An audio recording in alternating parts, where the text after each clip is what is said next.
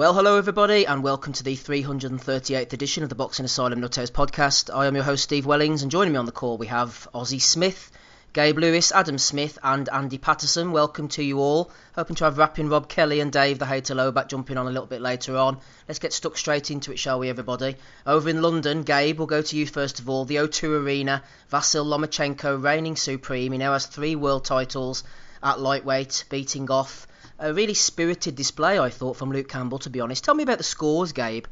I mean, what is it, a round they were giving to Luke Campbell after that effort, putting all that into it? I know that you might say, well, this is the hurt business. You know, there's no time for sentimentality. For Campbell to put that much into it and only come away with those type of scores in Lomachenko's favour, I thought was slightly harsh. What did you make of Campbell's performance? And overall, the main man himself, Gabe Lomachenko, he reigns supreme at lightweight.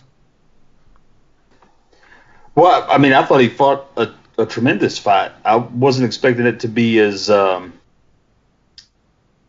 competitive as it was. And I think that what you saw was a really interesting kind of event that we see a lot in the sport, where it can be a really competitive match, but the judges may not score it as such. I mean, there's countless other fights that you can go over and talk about that had the same type of scenario, where they were really competitive fights, and one guy just seemed to catch enough of the judges' eyes across all the rounds to really make the fight appear points-wise much wider than it really was. I mean, I thought it was a tremendous performance by Campbell. I didn't really give him that much of a chance to put on a good show like he did. So from my perspective, I do think the cards were wide. But I mean, it's kind of one of those things that happens sometimes. And I don't necessarily think it was, a terrible, really bad way of viewing the fight, if that's how you saw it, because I think that you could, at the end of it, say that it was competitive, but maybe Lomachenko did take a majority of rounds. You know, I think it's one of those just kind of weird things about the point system that we use to score with. It could be a really competitive fight, and you could end up with a split decision, but it could be a really competitive fight, and one guy just nicks enough of the rounds to make it not appear competitive on the cards. That being said, I always really don't like it whenever you see that kind of thing happen, whenever it's a really competitive fight, because it makes it seem like the judges had some preconceived notion when they went in there before the fights, and they had an idea of what they were going to see or what they expected. And if that comes to fruition, then the scores are tabulated as such. And if Lomachenko had a really off performance last night, really poor performance, then if the judges don't see what they're expecting to see, or kind of what they have in terms of ideas of that fighter in mind, then you could also see the opposite happen too, where instead of getting the close rounds because he looks so off, he could actually receive less rounds from the judges. So I think it's just a kind of one of those weird issues that you see in the sport because of the scoring system. I'm not an advocate for changing the scoring system by any stretch of the imagination. I mean, it kind of is what it is, but I think overall the scores were wide. I thought Campbell did a really tremendous job. I think a loss is a loss, a win is a win, and the scorecard shouldn't really dictate the long-term where do we go now conversations from this point forward, based on those cards.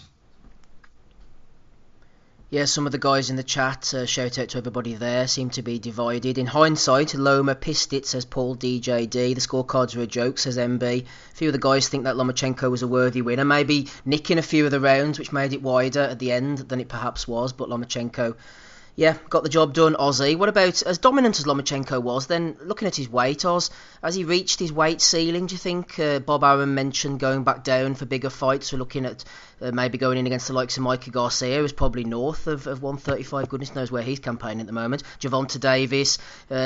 Someone even mentioned last night a rematch with Gary Russell. But the point being, as dominant as he was, as I say, Luke Campbell is a big guy, and at times in there he was putting the work on Lomachenko. Do you think that he has reached that weight ceiling, or can we maybe get him up one more weight still, maybe up to 140? Yeah, I personally would say he has. I mean, like you just said then, Campbell wouldn't be small at 140. He would be more than, like comfortable at that weight and wouldn't be giving anything away. He's massive for a lightweight. And Lomachenko isn't. I mean, you're going up to the likes of 140 then, and it would. I'm not saying it would be a test as in, like in terms of boxing ability, but there's going to be some stage where just size takes over, and it'd be a case of would he just get, like, not outmanned, but literally size would tell. But I wouldn't be shocked if he could go and win a world title at 140 without a doubt. However, I think the fact that Arum is mentioning him dropping back down, we'll see him drop straight back down for the more meaningful fights. And that makes sense. I'd love to see the Gervonta Davis fight. I'd love to see the Mikey Garcia fight as well. I just hope they happen. I wouldn't be too disappointed with the rematch with Gary Russell, to be honest. But I wouldn't want to see that next. I don't think we'll see the Gervonta Davis fight. I don't think Davis wants the fight. I think we'd be more likely to see him in with Davis against Tevin Farmer than Lomachenko. So the next move is going to be interesting. I have no doubt that if they got presented an opportunity at 140, essentially, to go and win another belt, they would do that. But I think it'd be one of those, where they go up, win the belt, and go straight back down, for example. I'd be shocked if he then decided to go up and try and, look to win a number of belts at 140. So the next move's going to be interesting. And I think it's difficult to say an opponent, and I think it'll be the most appealing fight for them, obviously financially, but belt-wise as well. Lomachenko, obviously, he's making a fortune as it is, but he doesn't strike me as a person that, he's just going to chase the pound note, because he doesn't need to. And I think he's really keen on basically winning all the belts where possible. So it's going to be interesting to see his next move. I'm looking forward to it. I thought he was great last night. I was surprised with Barry Hearn saying he was disappointed and underwhelmed. Well, I mean, people were banging on about how good of a performance it was from Luke Campbell. Yet Lomachenko pissed the fight, really. Do you know what I mean in that sense? That they're saying about how good of a performance it was, yet going to criticise Lomachenko, yet in reality he absolutely walked it. So I'm not shooting down on Campbell there. He outperformed everything that I thought he could do. And the lad has clearly got ability. He's just come up against an absolute outrageous talent in Lomachenko who is scarily good. And I mean, Campbell kind of put in a similar performance against Linares as well. Looked great at times, but again fell short. And maybe that's just not his level, and there's nothing wrong with that, because I mean particularly Lomachenko, he's on a level of his own, and probably I don't see anybody getting anywhere near him in terms of when it comes to fighting him. So it's going to be interesting to see where he goes next. As for Luke Campbell, I don't really know what he's going to do. He's probably not. I don't think he needs to retire. I think he looked good with McGuigan. Was quite impressed. I mean, you forget. I mean, how old is he? I mean, he's older than Tyson Fury, isn't he? But he's still a babyface. So it's going to be interesting to see what Campbell does next as well. Despite the defeat, he has come out better from it. I think it did a hell of a lot for his reputation, the performance he put in, and like I said, people saying he took him the distance, etc. Things like that. So it's the moves for both fighters are going to be interesting. Next up. Yeah, on Lomachenko, I think he can certainly win a title up at 140, but not necessarily sweep the division. There's some big guys up there, and he will have success, and he can maybe pick off a title. His natural ability and his experience will carry him so far, but I think the size of some of the guys up there will be too much to dominate. Anyway, I finally got a prediction correct. Thought Luke Campbell would stick in it last week, maybe see the distance and give a good account of himself. Think he did all of those, Smido. Tell me about Campbell then. He's definitely learned from his mistakes in the past, hasn't he? Namely, the Mendy fight. It's not defined him, it's really pushed him forward. Against Linares, he put in a good display. Against Lomachenko, he put in a good display. Surely they can get him a world title before he retires. If you see some of the champions out there at any weight, Luke Campbell is definitely in with a shout. He could certainly pick something up. Yeah, that's it. Well, I agree with that he can certainly pick something up whenever Lomachenko moves north or south. That'll leave some openings. But I can't have for 1 minute this stuff about he's been unlucky to come up against particularly Lomachenko and Linares. That's not unlucky. That's World Championship boxing. And I thought he gave an excellent account of himself last night. But I mean, first things first, we're talking about a featherweight basically dominating at lightweight against an Olympic gold medalist that put in the best performance of his life in Luke Campbell. I thought it's the best I've seen him, and still won 10 or 11 rounds depending on which scorecard you prefer. That's what we're dealing with. So for people like Barry Hearn to say that they weren't impressed by Lomachenko is completely nonsensical to me. But I think that the way that Sky were talking in the build-up, they kind of set that bar into almost superhuman levels. I don't necessarily disagree with them. I can't criticise what Sky were doing because they often, when Usyk came over for Bellew, everyone on the Sky payroll was picking Bellew, which was ridiculous. So I can't criticise them for that, but they were talking about stuff, I mean, from a Sky perspective, last week it was basically a given fact that Loma's number one pound for pound. I wouldn't agree with that personally.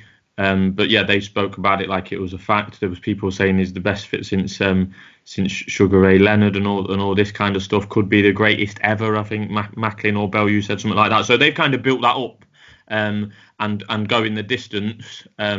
And being rocked momentarily in one of the rounds, maybe they didn't live quite up to those expectations, but they were maybe the bar was possibly set too high.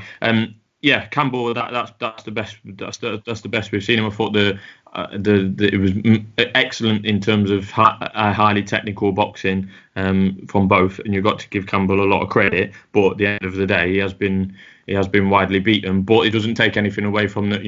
I thought it was a good fight. It must have been a good fight if I enjoyed it. I'm a decent barometer nowadays. I was looking forward to it before and thoroughly enjoyed it as it was going on. I mean, we are dealing with two gold medalists after all. It was competitive in most rounds without really winning many.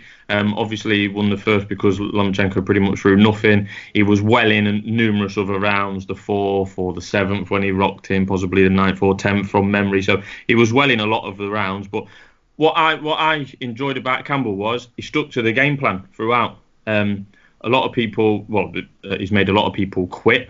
Lomachenko previously, despite what game plans they may or may not have had, and he's made other people look completely novice-like. But yeah, I think Campbell was busy with his lead hand, gaining distance with it, up and down with us, particularly early on. Worked the body throughout. I know that was obvious for everyone to see. Tried to take centre ring, and I think Campbell grew in confidence in his own chin. To be honest, as the fight went on, not that he was putting himself in harm's way on purpose, but I think he'd grown confidence in his ability to take Loma's power, particularly at this weight. I don't think Campbell counterpunched last night. I think that's safe to say, but he did definitely fight fire with fire, and I think there's a difference.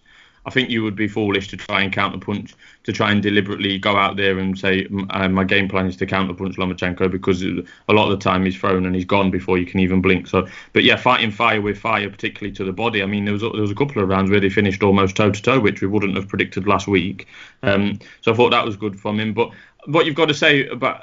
I know we live in an age where the word brave, gets rolled out by Sky all the time, but this actually was, to be fair, because Luke Campbell did not fold, did not quit, did not run, and showed a good chin. I mean, at the end of the 5th round, it was almost like, bending over like David Price versus Tony Thompson, the rematch. Like, it was bent over at his midriff, took a ridiculous body shot. I mean, in the 5th round, if that was another 10 or 15 seconds longer, it'd have certainly been down, possibly even finished in that round. So I thought he did remarkable, really, to see out the distance from that point. Definitely.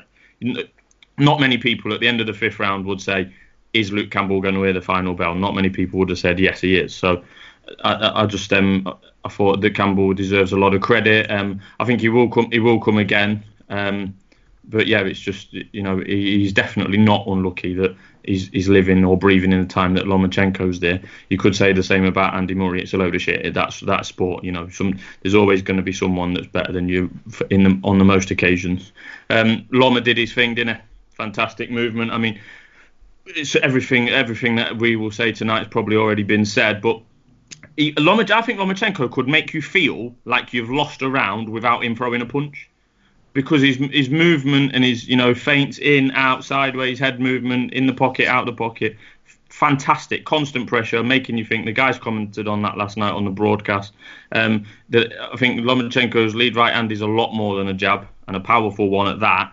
And I think that when Lomachenko's fighting these bigger guys, his right hand lead is a lot more powerful and probably more effective, because he's actually punching upwards to the bigger guy, so he can twist it into an uppercut or an up jab. That was something that Loma did last night. He's probably not got the power at the one punch power at this weight, but certainly worked Luke's body very well. Them left hooks to the body. I mean, he's going to be aching today, Luke Campbell. But I mean, yeah, as I said before on this podcast after the Linares fight, the only thing that's going to beat Lomachenko anytime soon before he gets old is size. We saw the glimpses of it last night. If Team Lomachenko needed a reminder not to move up any more weights, I think last night acted as a very good reminder of that. I know Campbell's a big lightweight, as we've said, but I don't want to see Lomachenko moving up any higher, because I don't want to see him beat anytime soon, to be honest. And Bob said after, didn't he? We've already alluded to it about moving back down potentially. I've got no problem with that. Wherever he goes, I'll be watching. Yeah, we all will. The voice of casual boxing there, Adam Smith. Smido's right. I think it was one of the rounds towards the end. Lomachenko, for the first minute or so, he was just working Campbell, making him think things were coming, dropping traps, dropping feints, pushing him into the corner without actually throwing any shots. It was lovely to watch. Loma's punch picking, it was befitting of a top fighter, Andy. He made Campbell wondering, was it the left hook, the straight left hand to the body that was coming? Was it the right jab, the up jab, as Smido mentioned, that was coming? He made him think. He was picking his punches lovely. But as for Campbell in the corner, Shane McGuigan, I've had my issues with the McGuigans over the years, but Shane McGuigan's an excellent coach. There's absolutely no doubt about that. I know sometimes you wonder whether it's the fighter, and he got Frampton, and then he got hold of Taylor and that, but I do rate Shane McGuigan as an excellent coach. Tell me though, Andy, whenever you're talking about the fight itself, feel free to slide off into pound for pound territory, because this is something that people keep talking about now. ESPN were pushing Lomachenko as one of the best. The other guy was obviously Crawford, another one of their fighters. Whenever it comes to Crawford, I've had my issues with him because I don't think his resume stacks up, the names on there, but Crawford is a really talented fighter, and I wouldn't begrudge him being up there maybe third or second, but if you look at Lomachenko, you're judging his opponents diluted by a third, because he's only had, 12, 13 fights now. What do you think about the pound for pound situation, Andy? Is Lomachenko right up there? Who's number one for you? I don't know, mate. I won't listen to any lists and stuff, but it's one of the lists that you just can't really get a general consensus, I suppose. But I think we can all agree that, you get people saying, for example, Canelo doesn't deserve to be there because he's got a full drugs test. Crawford hasn't got a signature name. And Lomachenko, as you say, could probably get used as he's only had 13, 14 fights and stuff. But Crawford, I suppose, he's unified. Well, he's cleaned out. Unified all the belts in one division. Was ranked number one in the other, and he's picked up another belt at 147. Canelo is the man at 160, I suppose. Drug test failure or no, Usyk's going to be respected in there. I dare say Inoue will be chatting on the top three door if he wins against Danair. Who else we got? Spence, Estrada, I suppose, would be in there as well. I don't know if I need to think about Pacquiao. Maybe, probably. Bringing up the top 10. I don't know if I'd have Garcia in there. And at this point, Andy, I know I'm being harsh on Crawford, but if you look at it, I mean, it's not his fault, but he picked up 2 of the belts off Julius Indongo, and if you look at Spence's best wins against Crawford's best wins, there's not a hell of a lot in between them name-wise. No, but as I say, what do you want to do, like name-wise, not, or you can only beat the era that you've got in that division, I suppose, and he picked up all the belts. That's true. In the day, that's what Lomachenko's goal is here as well. And to be honest, the way he was talking, I don't know if anybody listened to the 5 Live podcast during the week, the way he's sounding is I don't think he's going to fight for much longer, maybe another 2-3 years max. And that, I mean, that's just my opinion. Just try to read between the lines and stuff. He's got this goal that he's wanting to unify all the belts at 135. Politically, it looks like it's maybe not going to happen this year because it looks like the IBF have ordered Comet to fight Lopez. I don't know if Lopez's situation outside the ring is going to be cleared by that point and that, but I know he was talking about his head's not in the game at the minute. So is that fight even going to happen at this point? Can Loma pay him some money to step aside and get the other belt? Who knows?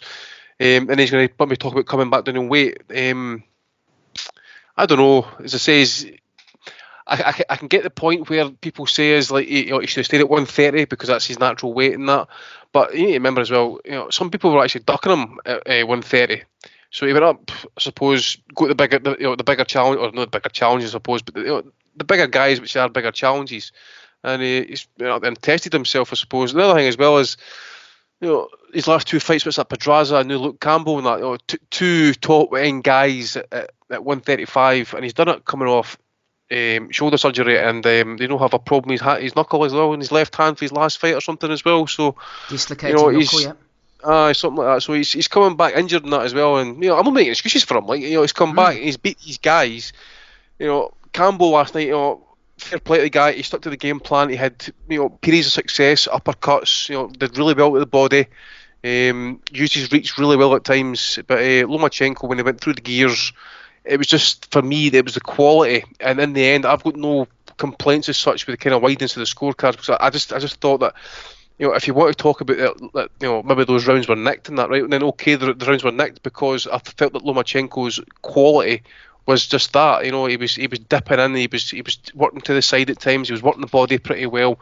He was probably by the 4th or 5th, he started dropping the shots of the body, and then obviously in the later half of the fight, I just thought he took over because my opinion that Campbell worked better at early doors, maybe the middle half of the fight, but he was always competitive.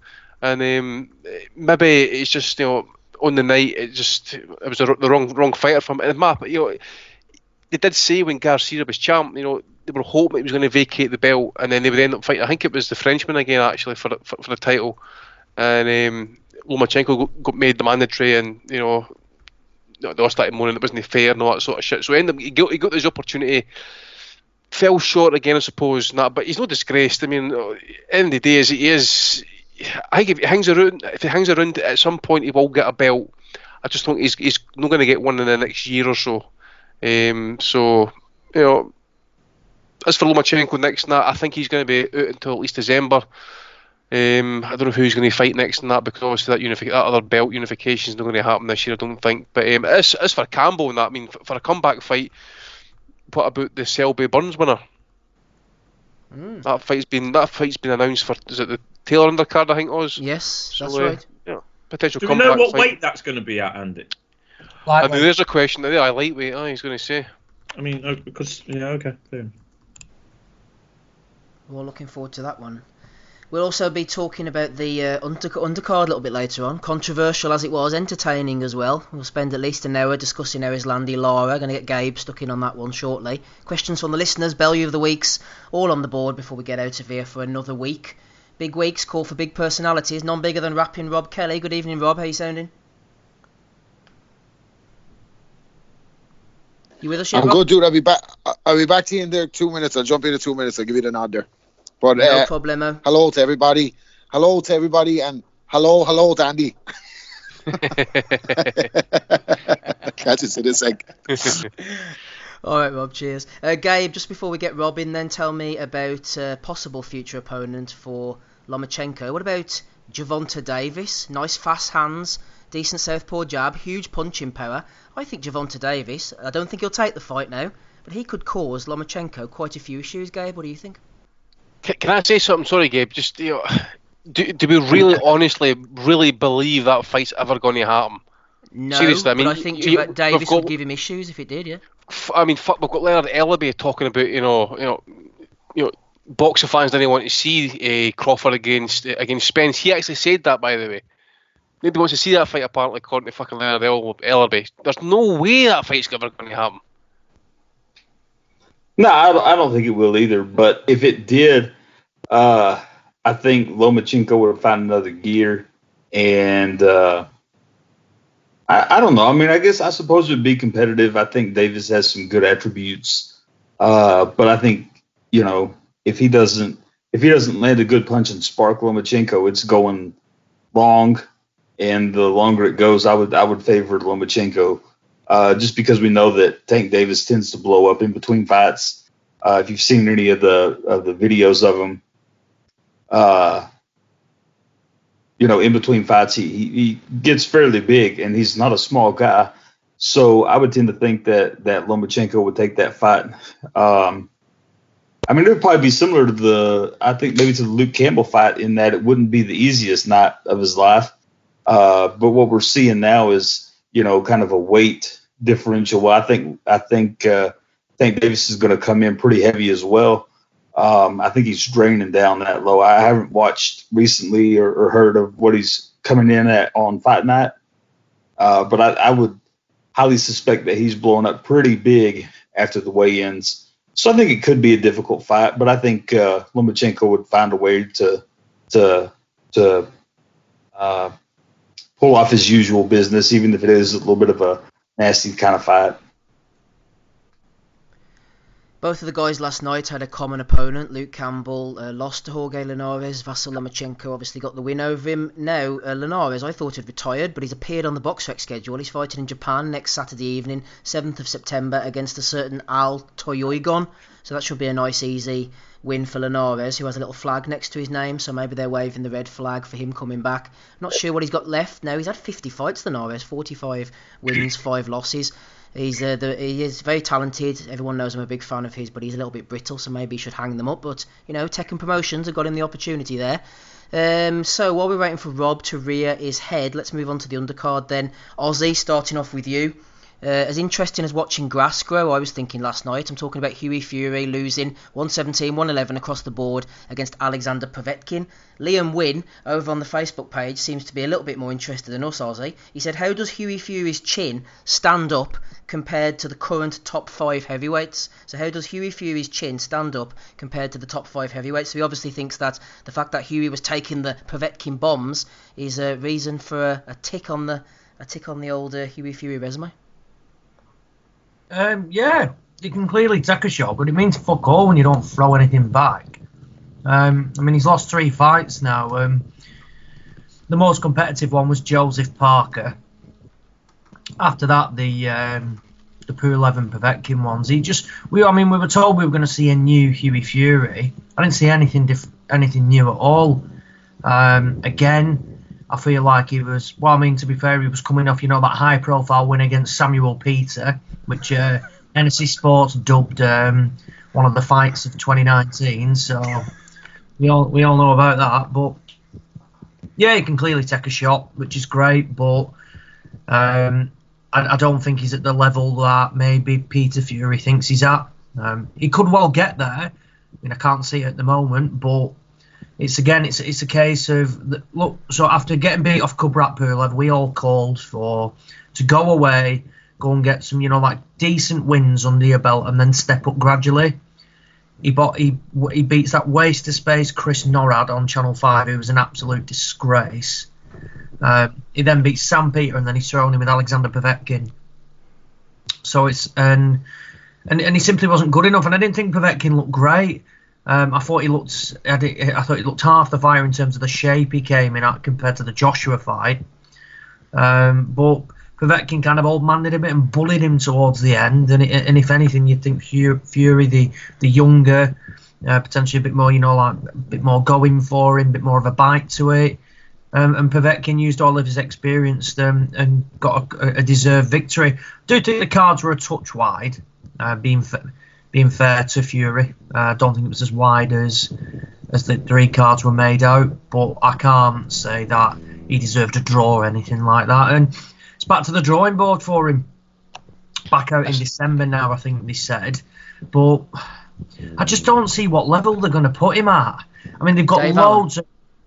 Oh, God. Well, do you know what? It would not shock me, that would not shock me at all. That would not shock me. I'll tell you what, though. I'd take Dubois to beat Fury. I'd take Dubois to beat Fury. Yeah. I think he'd smash him to pieces.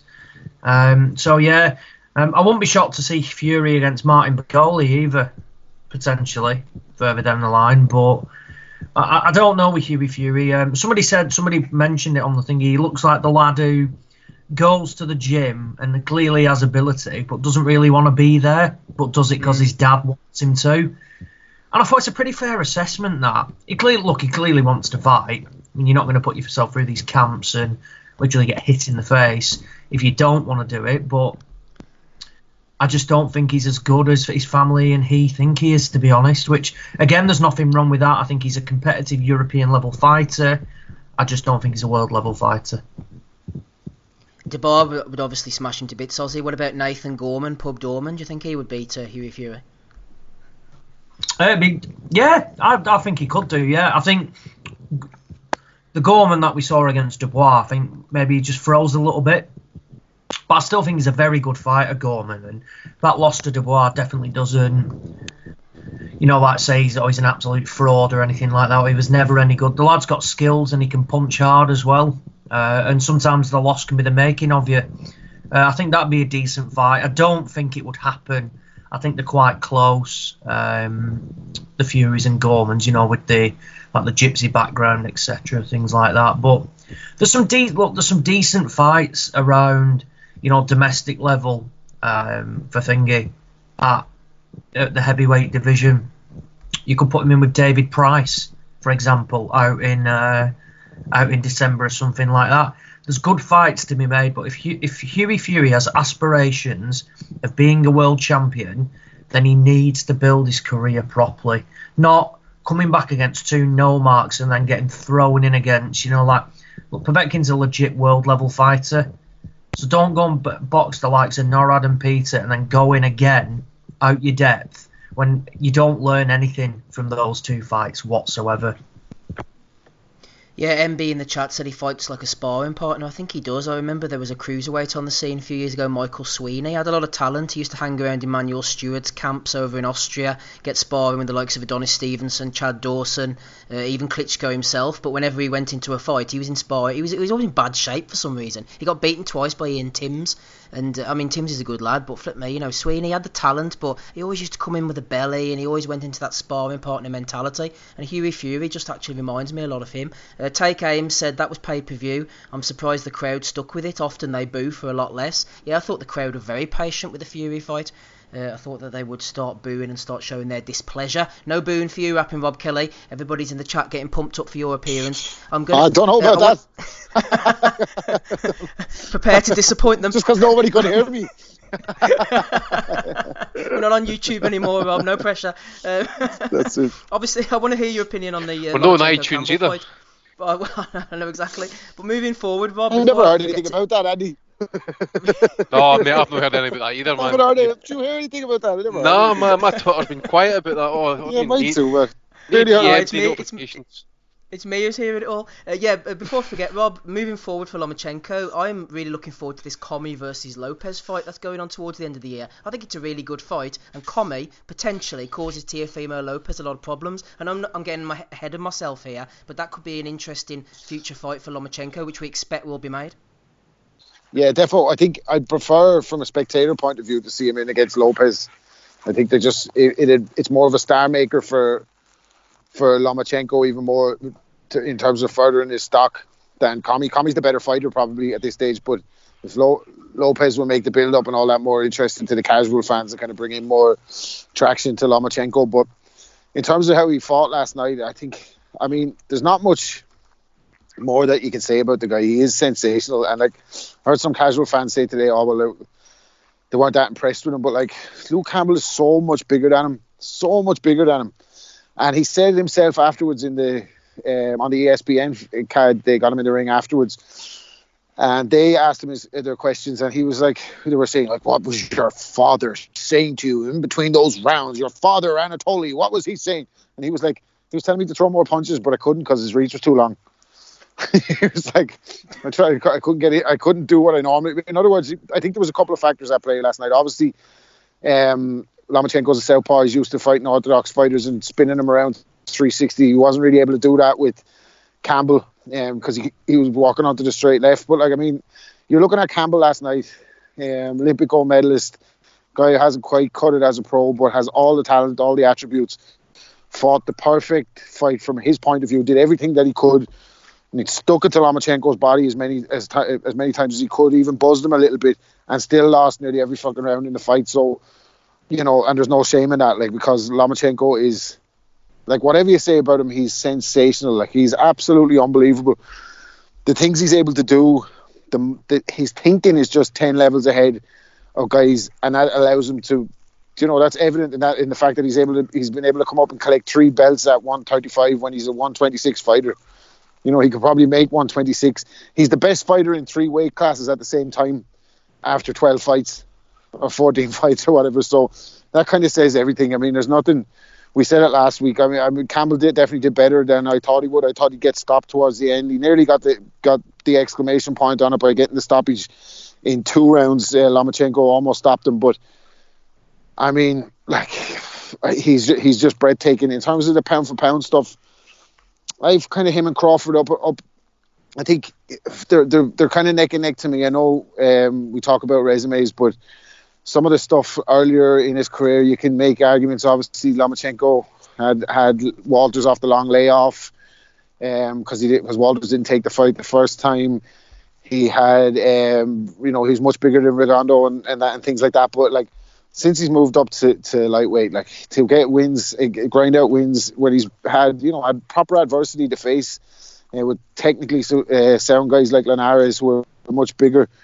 You know, Linares is operating at 140 now, so you know he really is absolutely unbelievable. There's not much to it between the two of them. What I would say is that when Crawford's fighting, a lot of people think this guy's going to be the guy that does it to him. I mean, a lot of people thought Ndongo was going to give him problems, blitzed him. Some people thought then that Jeff Horn might do something.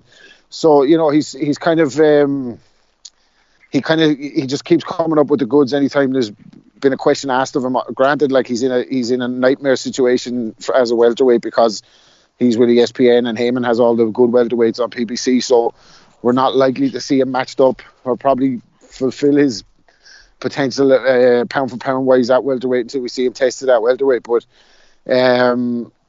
sorry, not quite sure where it was gone there. In terms of the undercard on Hughie Fury, I mean, we look at Yard last week and you have a guy who has all the attributes and none of the boxing, and then you look at Hughie Fury, who seems to have, you know, boxing ability. Certainly his feet are good, but he's not using any of his attributes. Like, he seems to be content to stick on the jab. I was watching the fight, I wasn't paying much attention to it. It was kind of on the background. Watched the first 6 rounds and thought Fury's going to win this handily. Like, so, you know, he's eventually, I thought, like, he's going to get past round 6 now, and the right hand's there for him. You can see it.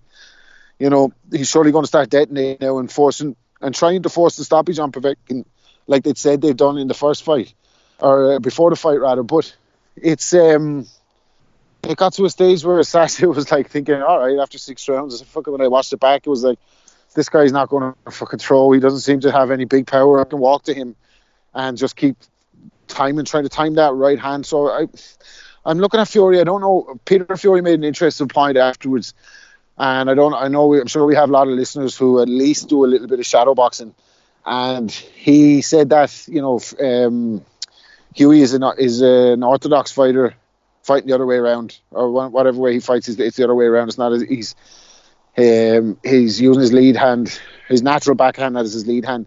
Now, if you like turn around, so he should be a natural southpaw. You're saying basically. Yeah, exactly. So if you and he's saying that's why he's having trouble finding the right hand. Now, if you're an orthodox fighter and you switch around into the southpaw stance, try and throw your left hand as your backhand, and you can automatically feel like a little bit of, it's not as sharp. So I don't know what. Like, obviously he's been a pro a long time and he's been fighting like this for a long time, but Peter Fury thinks that might be the cause of him not being able to throw the right hand. I don't know if it's that, or if it's a mixture of an issue that he's not very good at timing his opponents, or a lack of a killer instinct. But certainly based on what you've seen when he's gone up the levels, bar the Parker fight, which was a close fight, but again, we're talking about fights where he just doesn't throw the right hand. So, like, if you're not, like, I don't want to hear he's only 24 either. Like this Peter Fury saying last night he's 20, no, he's 24. Eddie Hearn, now that he signed him, he's 24. He's 24. He's been in with this guy. Stop putting him in at that level, then. Yeah, but I don't give a fuck if you're good enough, you're old enough. Do you know what I mean? If you're good enough, you're old enough. There's no fucking mention of a 24. You know, if when Tyson got fucking lost to Buster Douglas, not like, well, he's only 26 or he's only 24 or whatever. I think he might have been 24 when he lost to Douglas. So it doesn't matter if you're good enough, you're old enough. So what we're learning, they're saying that he's getting these learning fights, but what's he learning from him? Obviously not much. You know what I mean? So I think there's a lot to be said for benchmarking fellas, and Ozzy always goes on about this, about British, European, Commonwealth, and then onto world stage. Like, you can't really fast track your way in this game. It's the one game where you can't take shortcuts. And if you do try to take shortcuts, you're going to be found out eventually. So, I know we gave Viad lots of stick, and Tunde lots of stick last week, and rightly so. And I think Fury has to get a bit of stick, and Peter and Huey have to get a bit of stick, because this is not a new thing with Huey Fury. You know what I mean? This is not a new thing. So he gets a new lease of life. He takes the Povetkin fight straight away. Yeah, accepts it straight away in his first fight on with Matchroom. We're expecting him, based on what they're saying, that he can do, to go and show us that he can do it. But what he's showing us so far is that he can't really do it. So, you know, really it is big time back to the drawing board. And I know we're joking about the Dave Allen fight, but I wouldn't fucking rule that out. I mean, Eddie Hearn's not stupid either. He knows the mileage on Dave Allen, for want of a better term, is about to expire. So, and he knows that Huey Fury needs an opponent now that he can look good against, if they're going to ever try and get bums and seats to see him. So, yeah, I wouldn't rule out seeing that one in the future. Has Huey Fury ever really looked good, though? Bar the Sam Sexton performance. I was thinking about this today. He let his hands go. He let his hands go for once. He let his hands go. Aside from that, has he ever looked good? I mean, he didn't look good against Sam Peter. He should have beat the shit out of him.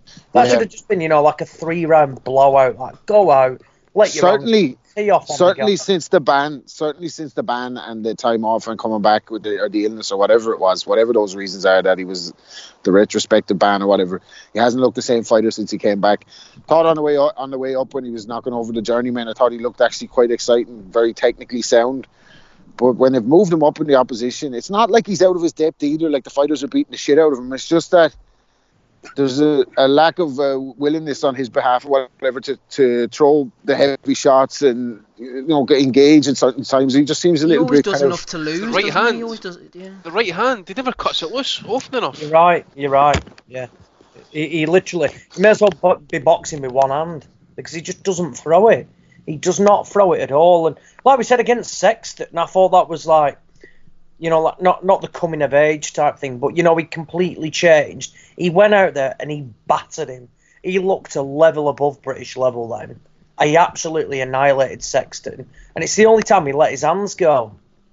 He then goes into that, and it's like he just goes back into a shell again. The sparring partner mentality is a brilliant example. You can kind of understand it against Povetkin when you're thinking like Povetkin throws such a big right hand himself that you don't want to leave it out there for him to get countered. But then that doesn't even make sense, because the second half of the fight he's shipping punches anyway. Yeah. You know what I mean? So it wasn't even like that he was getting caught throwing something so strange. Ryan Connor's saying in the chat there about David Price fight possibly, right? Would actually be against the realms of possibility that Price actually might beat him. Well, there's every chance, isn't there? I mean, you can't get behind a guy that doesn't barely throws any shots. So it would be. There's every look, and Price has got a have a bit of like confidence about him. What's he got? Won a couple of fights in a row now. Many people are writing him off every time he gets into the ring. I think a lot of people picked Dave Allen to beat him, and he beat the shit out of Dave Allen. He's probably thinking now, whatever pays the most, I'll go for it. And one thing that Fury won't do is test Price's chin. It's one thing you can probably say he won't be wary of Price. Like someone will have a big go, and if he lands, he's going down. I think he'll be okay. So I wouldn't be shocked to see that fight, to be honest, in December, like on the undercard of another pay-per-view or something, on if Dillian White ever gets back in the ring or something like that. I wouldn't be shocked to see that. It's never going to happen, but I wonder if a change of trainer wouldn't do Hughie Fury harm, because Peter Fury bangs on about all these different styles, but when did you ever see any of his fighters change the tactics? Tyson Fury boxed to a plan and kept it long all the time under Fury. Rarely took any risks. When he had Isaac Lowe, he did the same as well. Really had him boxing. Savannah Marshall's a bit different because she's just levels above these opponents she's in. And he's tried to adopt the same tactics with Hughie Fury. Maybe that's just not Hughie Fury's style, and they're trying to make him box in a way that he's not comfortable with. Maybe a change of scenery would work for him. I'm not saying. I think that's a good point. I don't think it would happen either, but I think that's a good point. And the reason I think that is there was a point I was listening to Peter Fury, it was around 6, where you're thinking, all right, Hughie, if you put your foot on the pedal here now, you could possibly get him out of here.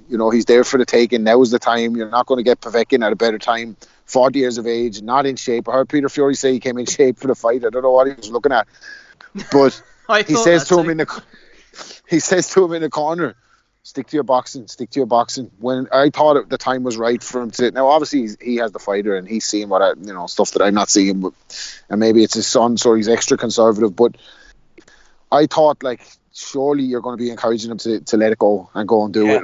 You know what I mean?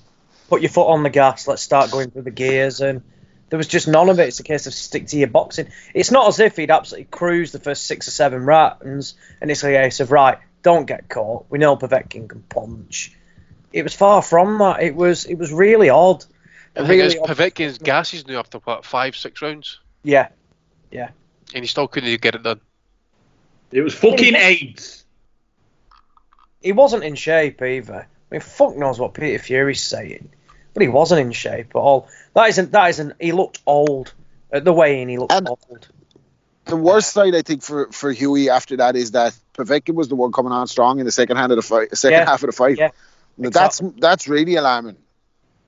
So it's hard to know at this stage what level Hughie is going to be at, because all those matchroom fighters, heavyweights that, bar Dave Allen, you're thinking Price and Chisora would probably be favoured to beat him. So where does he go? I'd set Chisora to beat him without a doubt. What belt was that the Povetkin pick up last night? Because we've now got Ruiz, who's a champ, obviously. WBA rank, just like an international belt. Right, because we've got Char, regular champ, and Joe Joyce as gold champion as well, so just to make sure. Probably pushing Povetkin towards Usyk, aren't they? Smido, just hold that thought, because I want to just circle back round to Lomachenko, bring in Dave the Hater Low back, who's jumped on the call. Sure you won't mind waiting for someone of his calibre, Smido. Welcome to you, Mr. Hater. Rob was talking about Lomachenko earlier.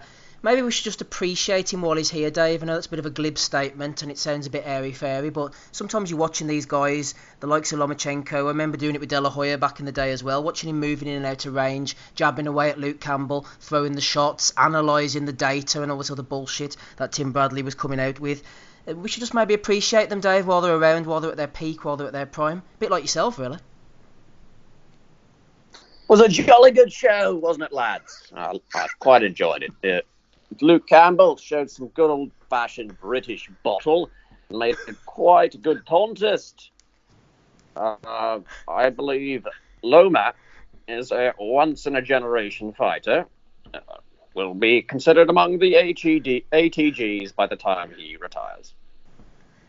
Were you listening to an Australian feed? No, I was listening to the ESPN feed, and I have to say, I really like... They were shit last night. Can I say something, by the way? Sorry, Dave. Hey.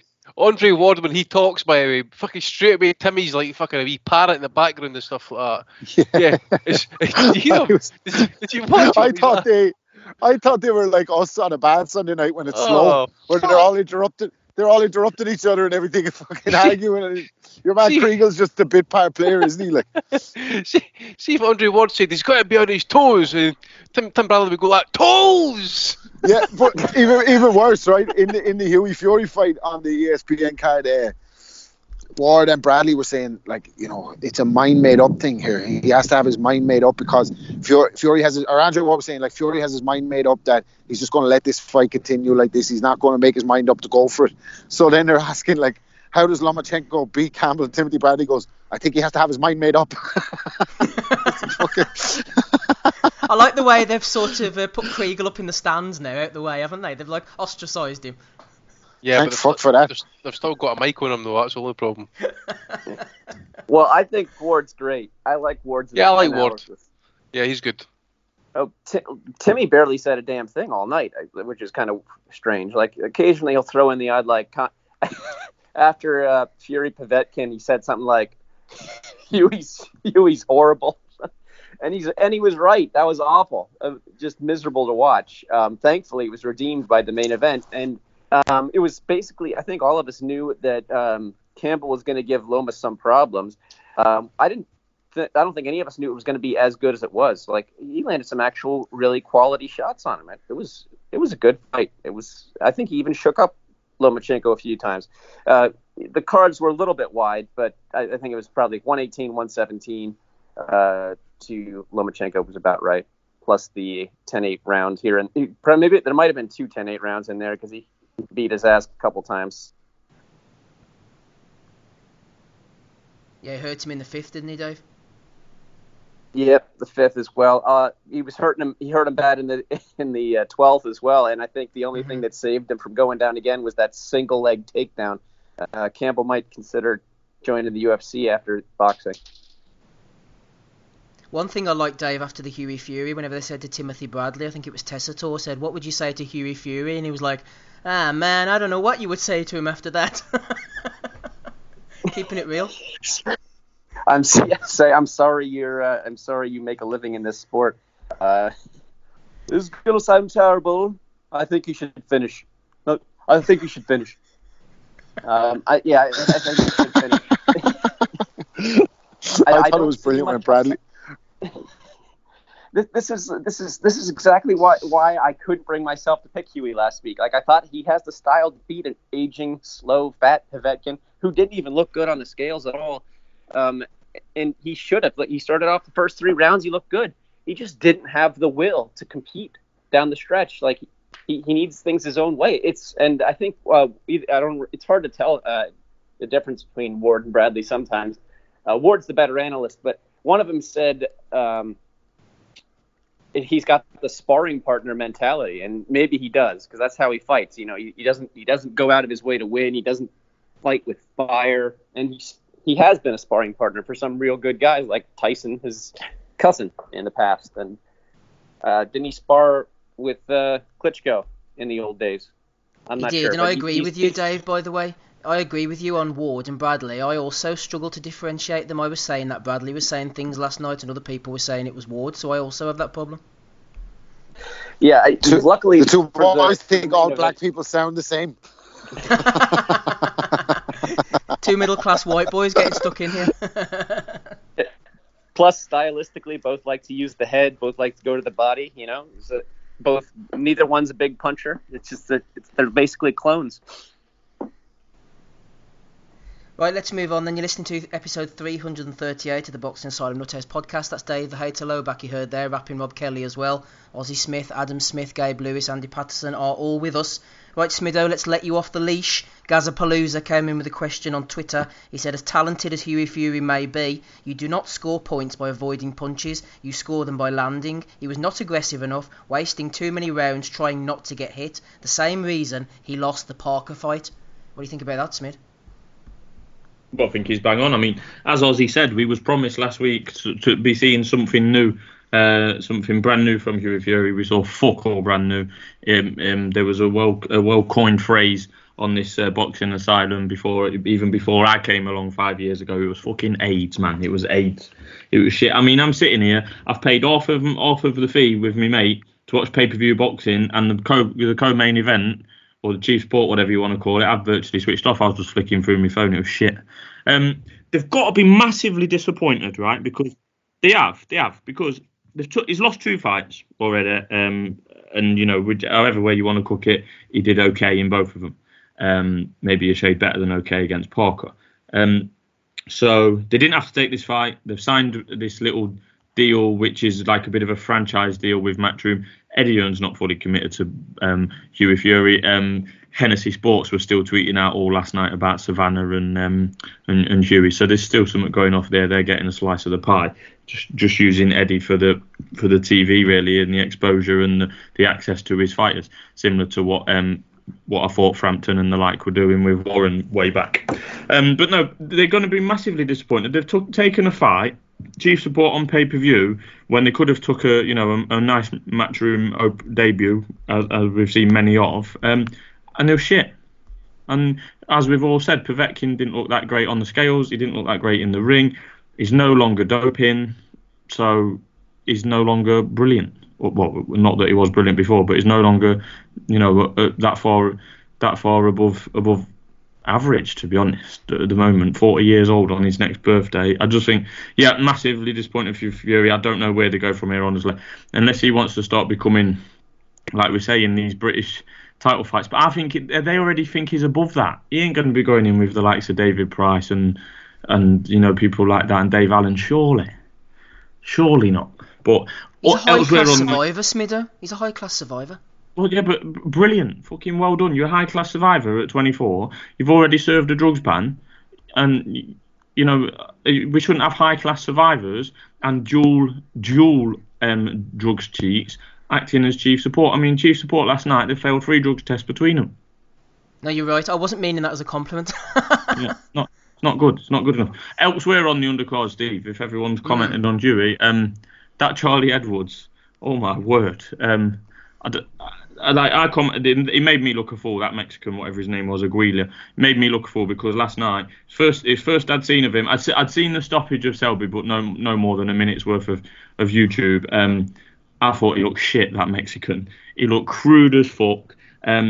This sounds absolutely ridiculous, but I thought the Mexican looked like he was in the wrong weight class. He could go further. He could go to what's below there, like minimum weight or whatever it is. Like Charlie Edwards looked in a different weight division to him last night. He was switching stance mid-punch, which I don't think was by design. It was just chaotic. He just didn't know what he was doing. He was falling short with his punches. Anyway, he hits this body shot and boom, away he goes, smashing into the body. Charlie Edwards, you've got to question Charlie Edwards, right? He's eaten this, I think it was only the second round, wasn't it? He's eaten this big body shot, and then the barrage comes after that. He didn't hold, he didn't fire back, he didn't take a knee until it was too late. Terrible inexperience. He looked like Tommy Coyle when Campbell got him that time all them years ago, just like almost curled up in a little ball centre of the ring, stood up doing nothing. I thought that was poor. I don't even know if you can call it inexperience for we're calling a world champion inexperience, but that's what it looked like. His biggest mistake, Smid, I was thinking that going to the ground was going to save him from further punishment. Well, yeah, I mean, we can talk about comments that Eddie's previously made, or no comments that Eddie's previously made when his fighters have been hitting people while they're down. I'll let others cover that, but it was fucking bad. That it was well bad. I mean, it was properly down, on one knee, and it wasn't like it was as part of a combination or a follow. It was a proper. Yeah. The kid was down, and it was a proper reset yourself. Oh, I'm going to hit him again with this left hook. Absolutely, yeah. Oh, it was a great shot, to be fair. I mean, regardless of whether it was illegal or not, it was an absolute corker of a shot. If you got one of them on the street, you'll be happy with that. But yeah, and then you can't even say that Edwards tried to milk it because it must have fucking hurt, and it was already hurt from the body. Then he just took one when he's completely not expecting it and shouldn't be expecting it. And then but what I would say about the aftermath, when we've got these connotations with the WBC overruling the British Boxing Board of Control, I don't know the ins and outs of that, but often when we have failed drugs tests or terrible decisions, we have reviews from governing bodies that might take place 3-4 days later or even a week later, and then it'd be ruled a no contest at that point. All we saw last night was the same process, but it happened almost instantly, which we've not seen before. I mean, if this fight would have on Monday morning or Tuesday morning back in Mexico City, there was some sort of circular goes out that says it's been ruled a no contest and there's an immediate rematch, we would all actually be rather comfortable with that. But was only kind of shocked and intrigued and a little bit last night because it happened almost instantly. There's pros and cons to it. I mean, you've got to say fair play for taking decisive action, but then I would say, well, Eddie Hearn has gone very much out his way to lick that Mexican rim for the whole of 2019. He keeps saying that, the WBC are doing great things and they've got this clean boxer thing, and they've got the good of boxing at heart. He wouldn't criticise the franchise champion for Wilder, and then he was saying Maurizio's a good man and he'll do the right thing. He was saying all this before last night, and it's paid off. It's paid off twofold, because they've got what they wanted with Dillian White until he went and failed a drugs test, and then they've got last night, which was, from an Eddie Hearn perspective, a good result in terms of Charlie Edwards gets to walk away with his title. I don't know the connotations of whether it was agreed that they could use replays or whatnot. The only thing I would say, it was public trial by big screen. That was bullshit in my opinion. Now, they came to the right conclusion, but I think for all the wrong reasons. Sorry, Smither, go ahead. Yeah, no, I think you're right. And like I say, if when we've all calmed down, took a breath, and that decision comes through on a bit of a press release next Wednesday, then we can that's easier to swallow. What I would say is, Maurizio acted as a translator last night for who at the time was the winner, Anguilla, and he did the translation immaculately, and then the Sky fella asked Maurizio a question. He said, "Yeah, well, we're just that'll be ruled a no contest, and there'll be immediate rematch." I want to know if when them words came out his mouth in English, that the Mexican team knew that or not, because I don't think they did. I don't think they knew that was coming. And if so, when did they know it was coming? Because they don't speak English. So did he leave the ring and go back to the dressing room thinking he was champion? Did he know before Maurizio did the interview? I've just found that interesting, to be honest. Yeah, John Swan, Andy, has jumped in. He said, looking forward to hearing the pod and about Mauricio Suleiman in Hearn's pocket, overruling the referee's decision immediately to Sky. Surely this should be done later and outside of the ring, not right after the result was announced. As I said, in one case, it was swift, decisive action, but in the other case, he completely overruled the British Board of Boxing Control. Fuck them anyway, got no time for them. But, I mean, it came to the right conclusion, but where do you end up with this? All of a sudden, if there's a screen, you can change the decision there and then. The crowd were booing. He was playing to the gallery, as far as I was concerned. Yeah. And the whole process went completely the wrong way. He came to the right conclusion, but by the wrong way. You can't have people putting pressure on you. That Aguilar is a nobody. He's got no big-time promoter. What happens if it was the other way around? If Edwards had hit him while he was on the floor, you're damn right sure that the same conclusion wouldn't have been reached. Yeah, I mean, it says apparently it's the BBC rules. The president can overrule it if it's deemed to be a blatant foul or instant replay and stuff like that. I actually forgot all about it, and to be honest, I didn't know anything about it at all. It was Michael Montero actually. I was like, because I was a wee bit pissed off by it as well, and people were chiming in, and I was getting shit about it. I was like, whoa. And then somebody explained it to me. I was like, all right, wait a minute. And then it jogged my mind back. I was talking to you guys earlier about it. Remember we had certain fights, for example. I mean, it was mainly in Asia when I mentioned this about the open scoring with WBC fights and something else. What was it against you that I mentioned earlier on there? If you caused a cut, even though it was accidental, you got a point deducted. I mean, those rules, I don't recall ever them being used in the UK. I think open scoring, first time I remember it being used in America was the Canelo-Lara fight. I think I'm right in saying that. But it was predominantly something that was used in Asia. So I just thought, like, for example, okay, it's a bullshit rule, it's only adopted. I thought that it basically, if there's a foul or there's like something like that goes on, it's down to the commission to overturn the result. I mean, go back to like Bernard Hopkins against Chad Dawson, first fight. WBC came right out, but I think it was 2 or 3 days right after that fight, and says that they were going to overrule, make that a no contest. But it was almost 2 months before the commission actually officially overruled it. So again, it must be down to the rules. I need to go and look at it actually and dig that actual bit out. But I did not know about that rule last night. I did not know it was in effect. I need to go way back and check those rules now, if it's solely for title fights, or eliminator fights, if it's for all WBC sanctioned fights. I don't know, because I didn't know, and it appears those that have read right through those rules and that were right enough. So I got to take an L there, because I didn't know anything about that rule there last night. But no. live VAR, so to speak, in boxing, I don't know.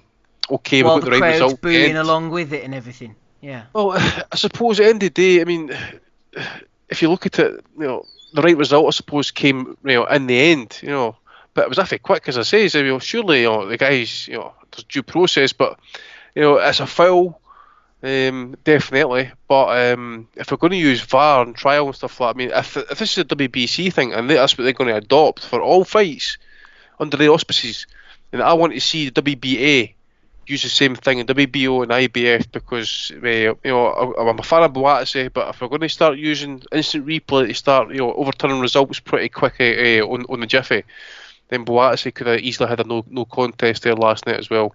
But I think it's a wee bit kind of shaky territory stuff. I agree with Spiddle. What didn't sit right with me was the quickness of that coming out. I was like, oh, right, okay, but I don't know. As I say, it was too neat for me, shall we say? And the title gets handed back and all that sort of stuff. But this is boxing, man. It's just nothing makes sense. Yeah, no, One I think thing, it's all one very thing I would confusing. say, Steve, is Yeah. that the ref there last night, that I think I'm right in saying that was his first world title fight. It may be a while before he does his second. It might be. Mark Lyson, that was, yeah. He made a balls up. I don't know how he missed that, to be honest. But he made his decision, he made his call, and they should have sorted it out afterwards. This thing about replays and all that, it might be an effect. The WBC might do that in certain jurisdictions, but it all seemed awfully convenient to me. I mean, if Pacquiao's mom's at ringside, like a withered old crone, and all of a sudden she says she's seen a vision in the holy water that someone has, been using steroids or something, and then it turns out to be true, you're not going to start frigging transferring her off of the world at every WBC title fight, are you? I mean, I know it's a bit of a stupid analogy, but it just doesn't... Oh, you know what? Let it go. Who we got, Ozzy? Let's go to you, shall we? JG says, the British Boxing Board of Control are a commission who don't permit using video replays to determine a result in any fight. The WBC overruled it and made the decision themselves. That shouldn't be allowed. The British Boxing Board of Control rule first on UK soil, surely. But the thing is, the British Board have gone along with this, haven't they? So I suppose the result has stood. Do you feel sorry for Aguilar, or is he basically the victim of his own stupidity? Or exuberance, maybe? Yeah, a victim of his own stupidity. Because, I mean, look, if he gets pulled in 3 days' time, or Monday morning, first working day of the week, nobody bats an eyelid and goes, yeah, it's spot on. I'm not going to criticise the speedy turnaround of it because it's a correct decision. However, if the board do not permit the use of video replays to determine a result on fight night, then regardless of what the WBC want to do,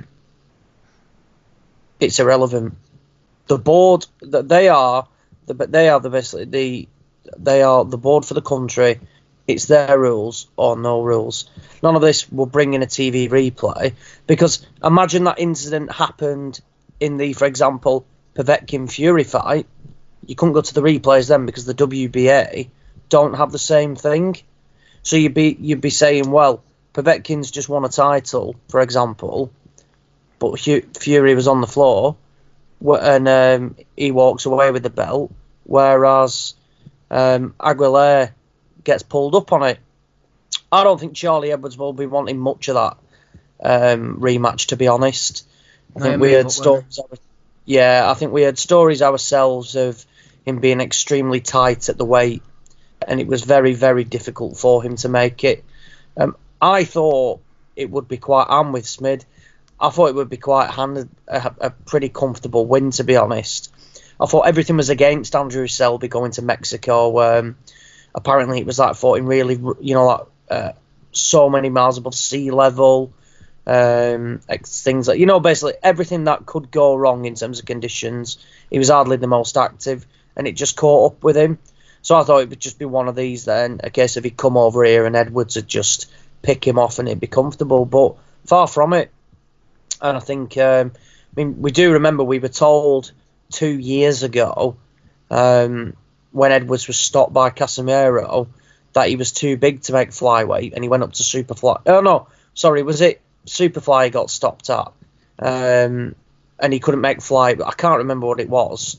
Anyway, he's ended up back down at flyweight, won a world title, and now I think the going is getting tough when it comes to making weight, and it's extremely difficult at those lower weights because, I mean, the lads are the little sticks as it is, and trying to, shave off those final ounces must be extremely difficult. So, I mean, the immediate rematch is being called. I wouldn't be shocked to see Edwards chuck the belt and move up. It doesn't make any sense, really. If he is extremely tight at that weight, why run the risk? Go up, go and put another 2-3 pound on, and be comfortable and make it healthy. Don't strip yourself down, because when you go weak in areas then, and look, you get levered to that body, and when you're trying to take off those final few ounces, that's where you're going to be feeling it. But no, going back to it, I thought it was the right outcome, and I understand people's frustrations about how quick it was turned around. I mean, fucking hell, it was rapid, absolutely rapid, the turnaround, but it was the right decision for me.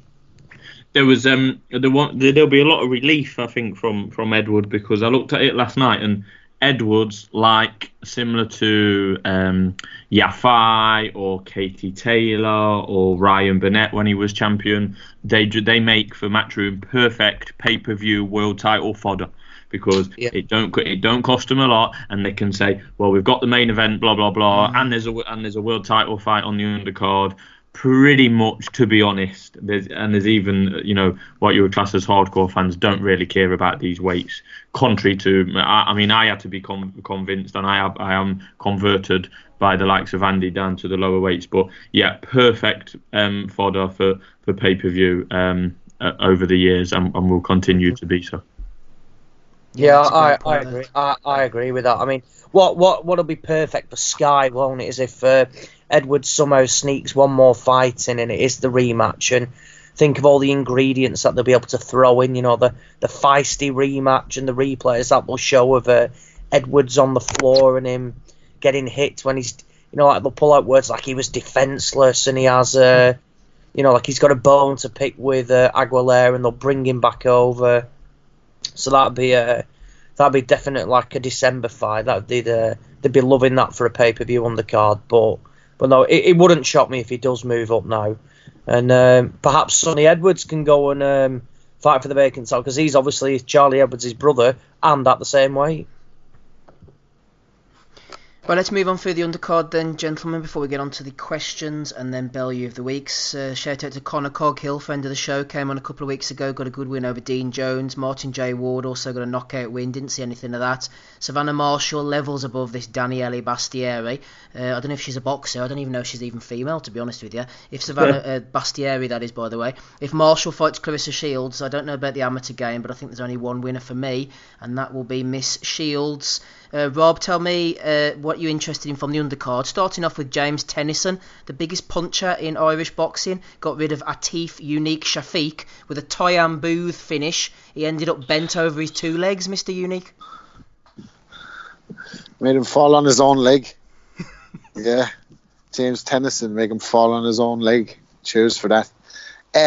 Big puncher, yeah, good. Eye-catching highlight reel knockout, good for him. Edwards, I liked both the Edwards, but there was ominous signs for him pre that absolute fucking bizarre situation where Mauricio Suleiman gets up off his stool, walks over and is like, nah, that's not what happened, man, just fucking call that a no contest. They're like, alright Mauricio, cool, man.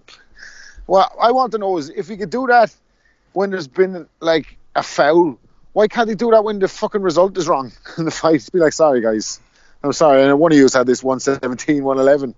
No, that's not going to fly. We have to have the correct outcome at all times in boxing. Like, surely that's a better fucking strategy to use rather than to use it in a situation of a foul. Like, and I saw Andy say last night that's after setting a dangerous precedent. But I don't know, man. Matchroom. You could that could happen again. It'd be one of their fighters did the foul. It'd be like, remember the time Mauricio? Well, what you got to understand is Mauricio, blah, blah, blah, blah, and just spin it completely, and it fucking we're back to the square one. Like, so it was a bit bizarre and a bit ominous. I heard there was an immediate rematch ordered, so I don't know if Edwards is going to take that, because rumours were he was tied at the weight. And I think it showed. I don't know if there was much he could do when he got hit to the body. Maybe he could have held or whatever. But those body shots will paralyze you sometimes. You can't even lift your arms up. So maybe he was just there for the taking. So stupid decision from Aguilar to do it. I mean, he should be the new world champion today. He'd be kicking himself, like, probably when he's down, knowing him. But yeah, and then the other stuff on the undercard, I didn't really watch it. I just watched the Fury of Povetkin. Hey to Dave Loback, same to you. Anything on the undercard that interested you? Starting with Huey Fury. Sun 01920 threw in this as Bellew of the Week, but I might as well let you know about it now, Dave. Mikey at Analyze Boxing actually had Huey winning 115-113. Razor close. Huey looked so bright early on, but as we've seen too many times, he dropped the tempo, threw one right hand around and failed to adapt as the fight was unfolding. Saw nothing new from the Pulev fight. He's still young, but he has a lot of work to do. But after all that, Analyze Boxing still gave him the fight 115-113. More to the point, Dave, what about the cuts on Huey Fury? Is this going to be something that's going to be an issue going forward? I think he was cut for the third or fourth time in his career. A bit of the old brittle skin, Dave. Would you be a cutter if you were in the boxing or MMA world? Well, they say that the fair-skinned fellows tend to cut worse. I don't know if that's true or not. I don't know what the thickness of my facial tissue is, because I don't take a lot of shots to the face like Donnie. But I would say that he's got bigger problems than a brittle face. The cut, it shouldn't have affected his performance last night. I didn't even watch Pulev because I was at work at the time, so I was just reading everyone's summaries of it and whatnot. Apparently that cut was worse, and it like gave him justified excuse to cover up and just like do nothing the whole fight. So people kind of wrote that off. Last night wasn't too serious, it wasn't running right into his eye or anything. And the problem was he kept getting hit with massive shots. Now his dad was right about him having a good chin. He took some big bombs off Povetkin last night. Whether they were roid bombs like the old days, I don't think so anymore.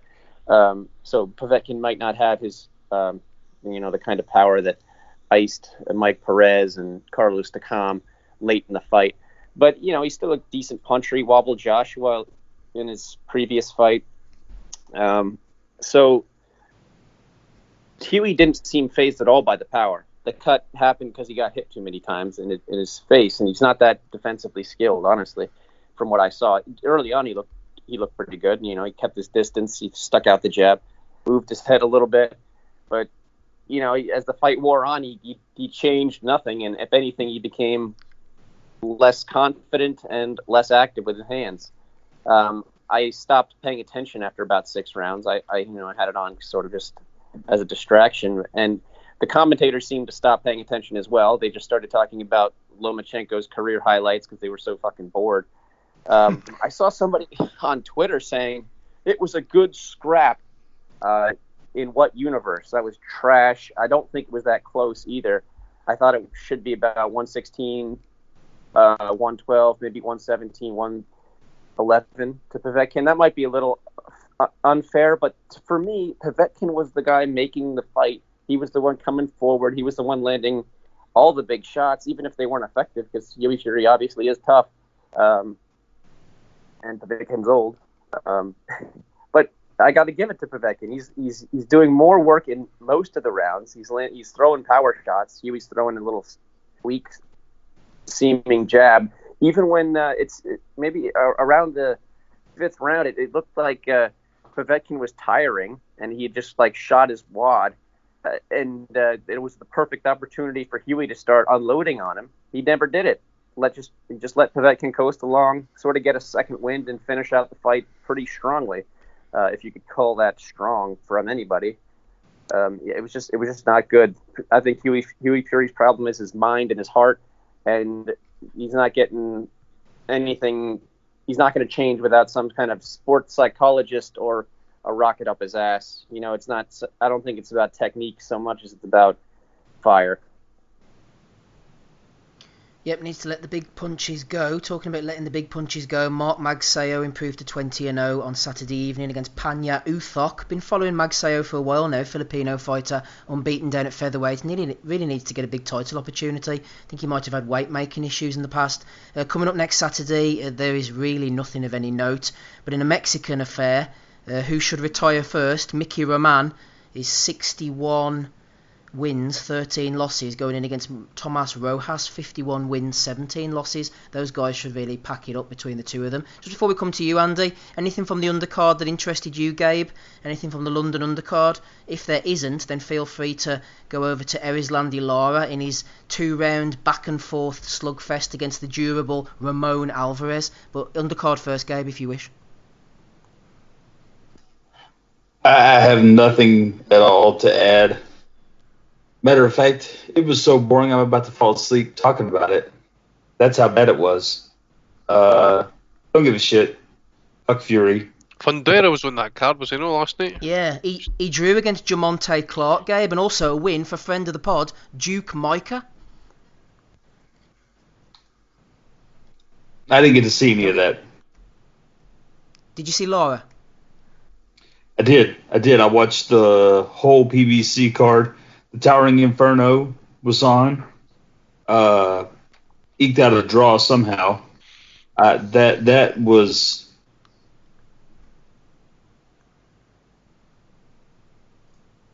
What?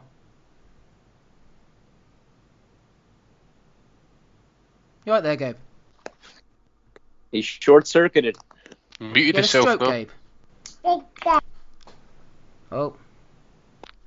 Gabe's having issues. Imagine he really had a stroke and there was just nothing we could do. We'd be like, shit, big man, hang in there. Who is that? Is that Back Jack with us. Smith?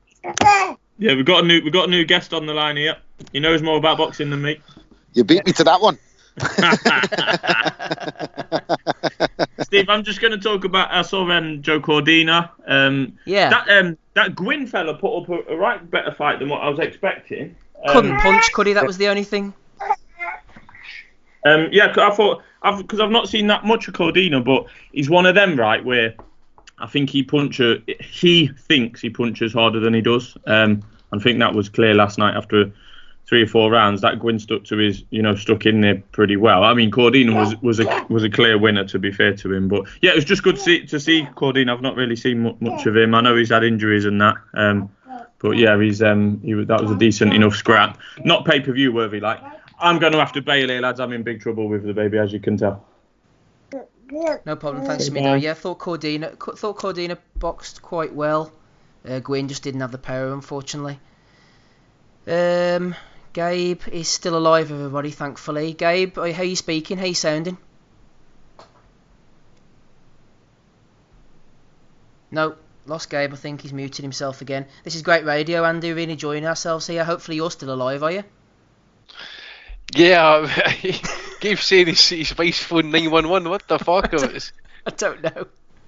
Tell me about Buatsi then, Andy. A bit of controversy in that one as well. I didn't actually see the finish, but he possibly caught Ford, who was a bit of a tough guy, with a low blow. What was the story?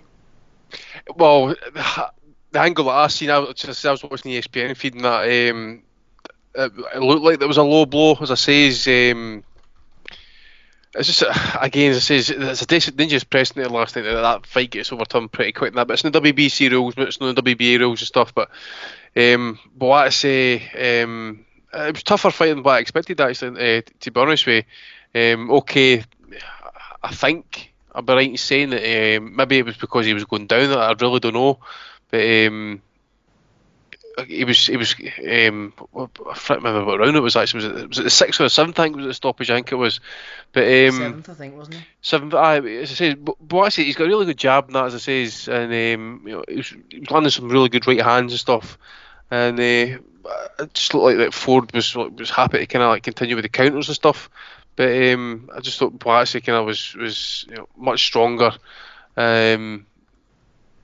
To be fair, Ford did kind of more and hold his own, but the left hook for Boatsy, I think it was it kind of sent Ford kind of backwards into the ropes and that for about 40 seconds or whatever it was, and then he's trying to kind of hold on, and he's kind of then broke them up and stuff. But in the end, it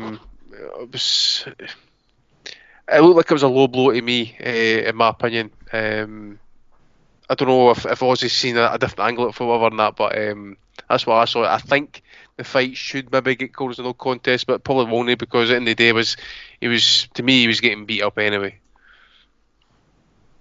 Yeah, maybe Suleiman was sleeping through that. Do you want to give another try, Gabe, just before we bring Ozzy in, see if we can hear you?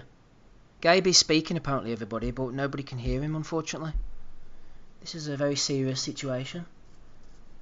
Very upsetting. Can't hear you, Gabe. Go on, Ozzy. Quick word on Buatsi before we get on to the questions.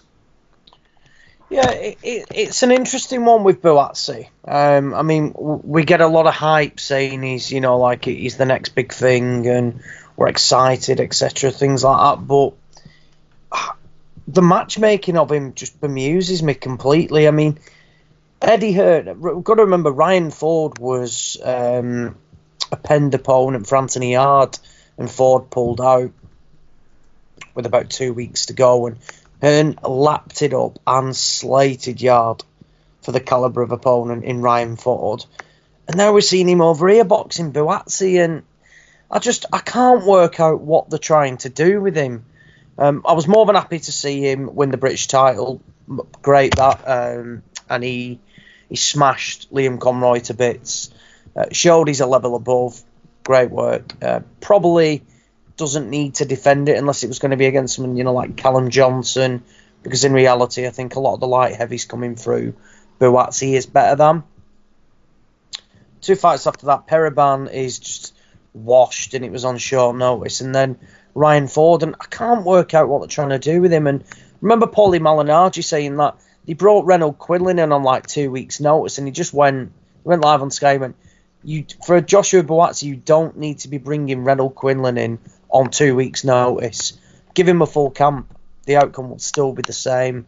And I just can't work out what they're doing with him. I mean, okay, is he going to look for a potential European title fight? I can't see the Callum Johnson fight happening. The Anthony Yard fight's definitely not going to happen.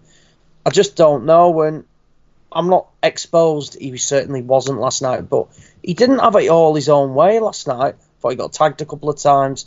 Certainly felt the shot was low. But this slanting attitude was a case of, well, he was going down anyway and he was getting well beaten. So it doesn't matter. And likewise, I'd be astonished if it was called as a no contest, naturally, because it was the home fighter that was on, basically benefited from it. But no, but all in all, yeah, it was a comfortable performance, but I do think we need to start seeing him certainly much better matchmaking. I'm not having all this shit about who is the future of the light heavyweight division and they're not matching him correctly, because it's bollocks then. I mean, we had it all with Anthony Yard, and he lacked the fights going into the world title fight. He lacked any remote competitiveness.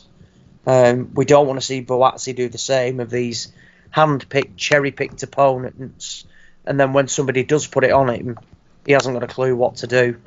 For the rest of the card, I just knew Tennyson had smashed Shafiq to pieces. Said that in the chat earlier in the week. Saw Shafiq get ironed out in Preston Guildhall off some German guy. Got absolutely levelled. So Tennyson's a big puncher, and it was far too much. And yeah, shout out to Gavin Gwynn as well. A real commendable performance. A hell of a lot better than I thought he could produce. And the guy can box, he can fight, and certainly think if he was against Cordine as a talented lad, and if he's up against potentially another lightweight domestically on another night, he could have pinched a win. Just Cordine was better than him, but no shame in that whatsoever. So pretty solid card by all accounts, to be honest. Quite enjoyed it. I know it's pay-per-view and nobody wants to pay extra for fights, but we've seen some shit for pay-per-view recently, and I think all in all, I was pretty pleased with it. Fury Povetkin didn't catch fire, but that's not the promoter's fault. This wasn't a bad fight before it. You get a British title fight, I know you get a world title fight with Edwards. You obviously get Lomachenko Campbell, and then Tennyson Shafiq on paper is it's okay. Particularly Tennyson's up at the new weight now, which I think will suit him. So, good card by Matchroom. It was a decent night's boxing. Yep, good card all round. Gabe, we've lost him, but his spirit lives on. He wants me to read his analysis out for the fans in a Texas accent, but I can't do that, I'm afraid, Gabe. Dave is the main man for the accents. But anyway, Gabe says the Towering Inferno got a gift draw. Lara should have allowed the shitty Alvarez brother to carry on and punish him further. About 6 rounds would have been revenge for the Canelo debacle decision, and it would have retired Alvarez. Honestly, probably good he got stopped in the second. Was only going to be damaged badly the further the fight went. So there you go, Gabe's. Andy, we're still on. Are you okay, Andy? We can. Yeah, I'm here, mate. Yeah, can still hear you okay. No. Just I noticed you got kicked off there, so I was just double checking you were still with us. I can still hear everybody. There you go, Gabe. I give it a good go for you. News of novelty boxing for everybody who's interested. Saul Farah returns in Bolivia next Saturday evening against Cesar Mamani. This fight seems to have been scheduled multiple times. The usual suspects, the likes of Gomez and Esteban Tababaria on the undercard, building up their records against lesser opposition, as they tend to do out there. Although Saul Farah doesn't appear to be refereeing or matchmaking or anything like that. Also, Rob, novelty action. Prince Patel has got in touch with the world. He said, after last month's disappointing performance, I am delighted to be back to winning ways and becoming the outright champion of Africa with a 5th round KO after a tricky test in very good, tough conditions. God bless everyone, particularly my opponent. Hashtag boxing, hashtag champion, hashtag Africa, hashtag WBC, hashtag Rob Kelly. Who saw that one coming? Hashtag Wakanda forever. And nice bit of Bolivian trivia. Could be a new section on the show from Wellings every week. A bit of trivia straight from Bolivia.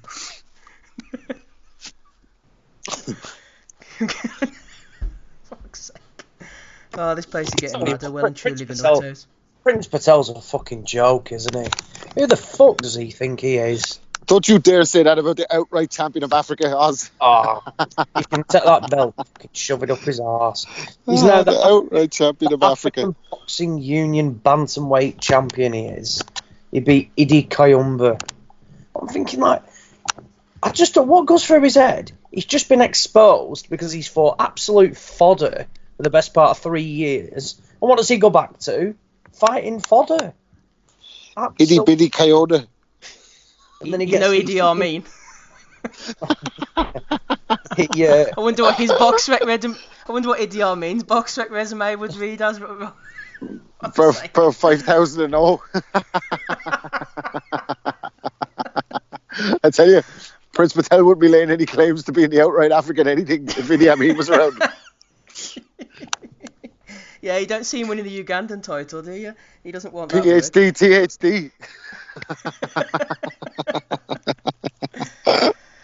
Did anybody see Jeff Horn against Michael Zarafa, the original paint stripper? I did not see that coming, I must admit, on account of Zarafa being absolute shit. I thought Horn would destroy him. Did anybody see it? Dave, I think you were watching that, weren't you? Yeah. Zarafa, against his last two opponents that I'm aware of, Brooke and Horn, has been made to look quite good. So when Eddie was trying to sell us the Peter Quillen fight, he should have waited till he got Jeff Horn. Might have given it some more dignity. I don't know. Have we even heard a peep from Brooke since the Zarafa win? You could call it a win. He's back training with Dominic Ingle, I believe. Oh, that's great news. Great news. Yeah. Horn got his ass beat for the most part. He landed some big shots too and shook up Zarafa. But yeah, it was actually kind of an entertaining fight. The stoppage was fairly brutal. He dropped him ahead of time. He got up, but he was not there. The ref could have waved it off then. Had no legs. Didn't really seem to know where he was. And Zarafa just came at him and kind of TKO'd him in the corner. And became another Australian boxing legend.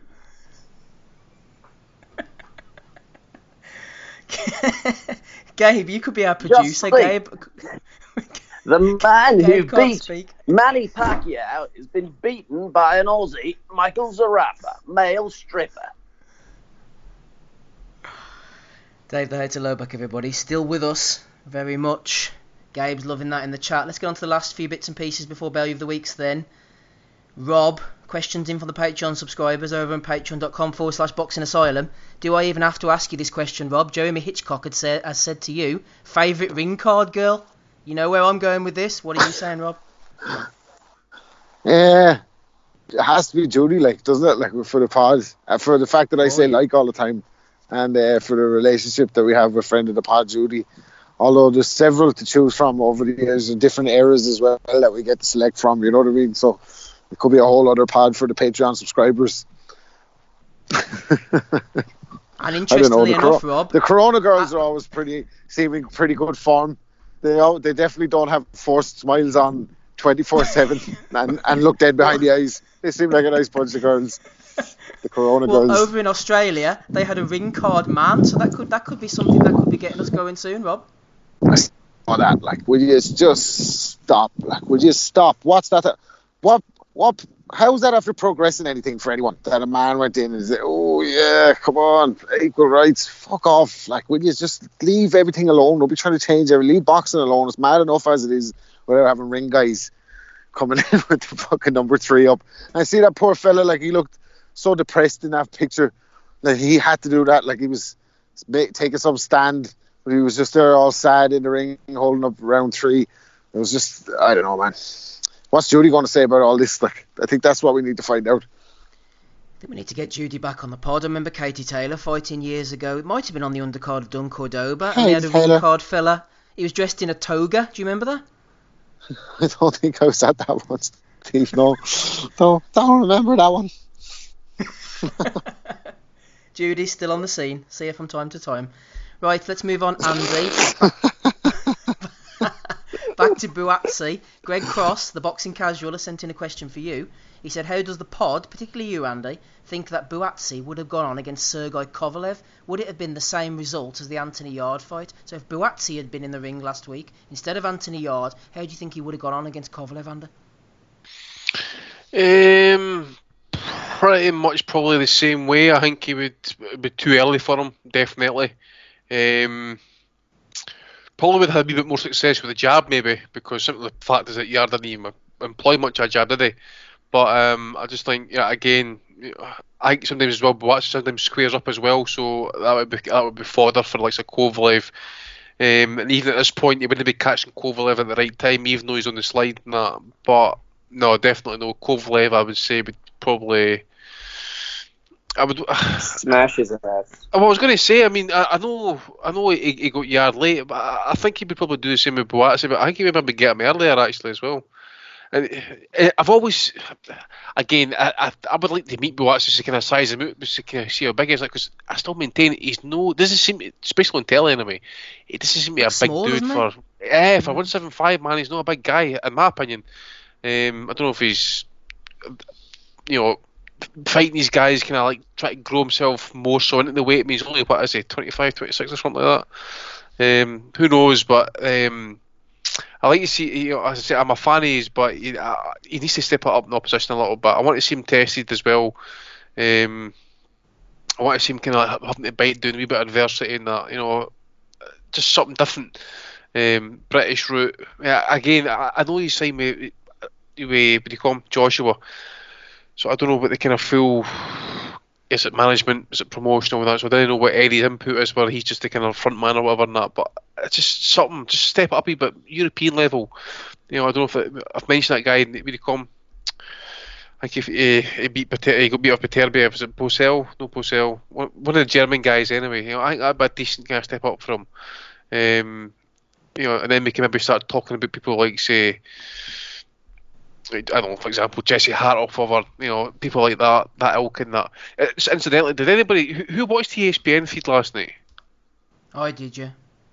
Did you catch that wee kind of montage they had and stuff about like the contenders, and they had like say along like say the ring ropes, you had like on the top of the champions and the contenders, and they had the kind of the prospects coming through, right? They had one for heavyweight.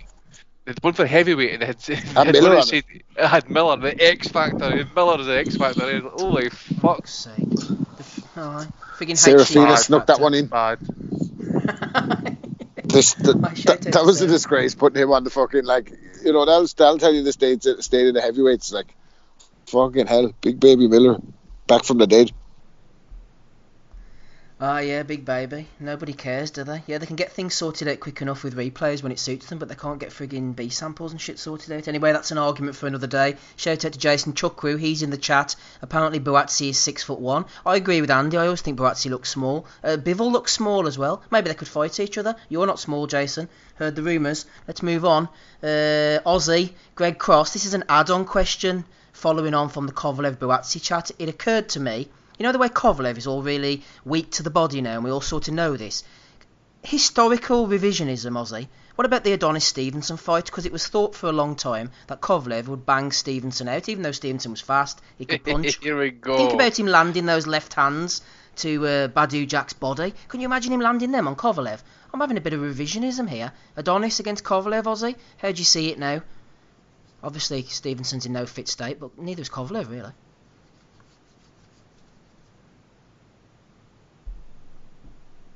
What do you think, Oz, if they had a fought?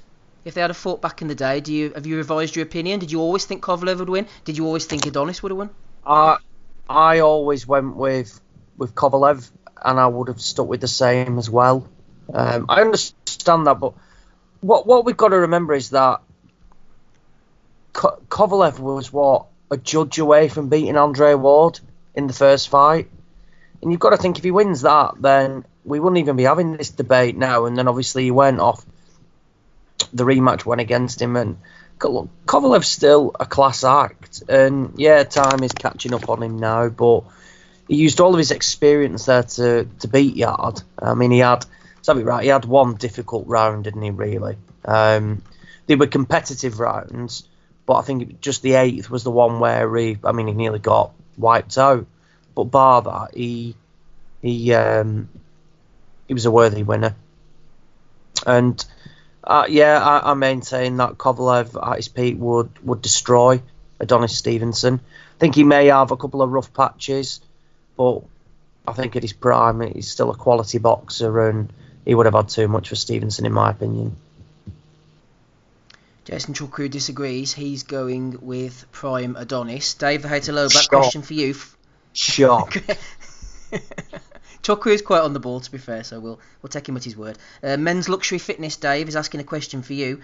What are the best pieces of psychological warfare that you have witnessed in boxing? So it could be something at the press conference, anything pre-fight or during the fight. My favourite, says Men's Luxury Fitness, is during the fight is when B-Hop mid-round starts doing press-ups when Jean Pascal was too slow to come off his stool due to fatigue. I was thinking, Dave, what about the infamous Steve Collins against Chris Eubank, the hypnotist? That was a good one, wasn't it? So your favourite pre-fight or during the fight psychological warfare moments?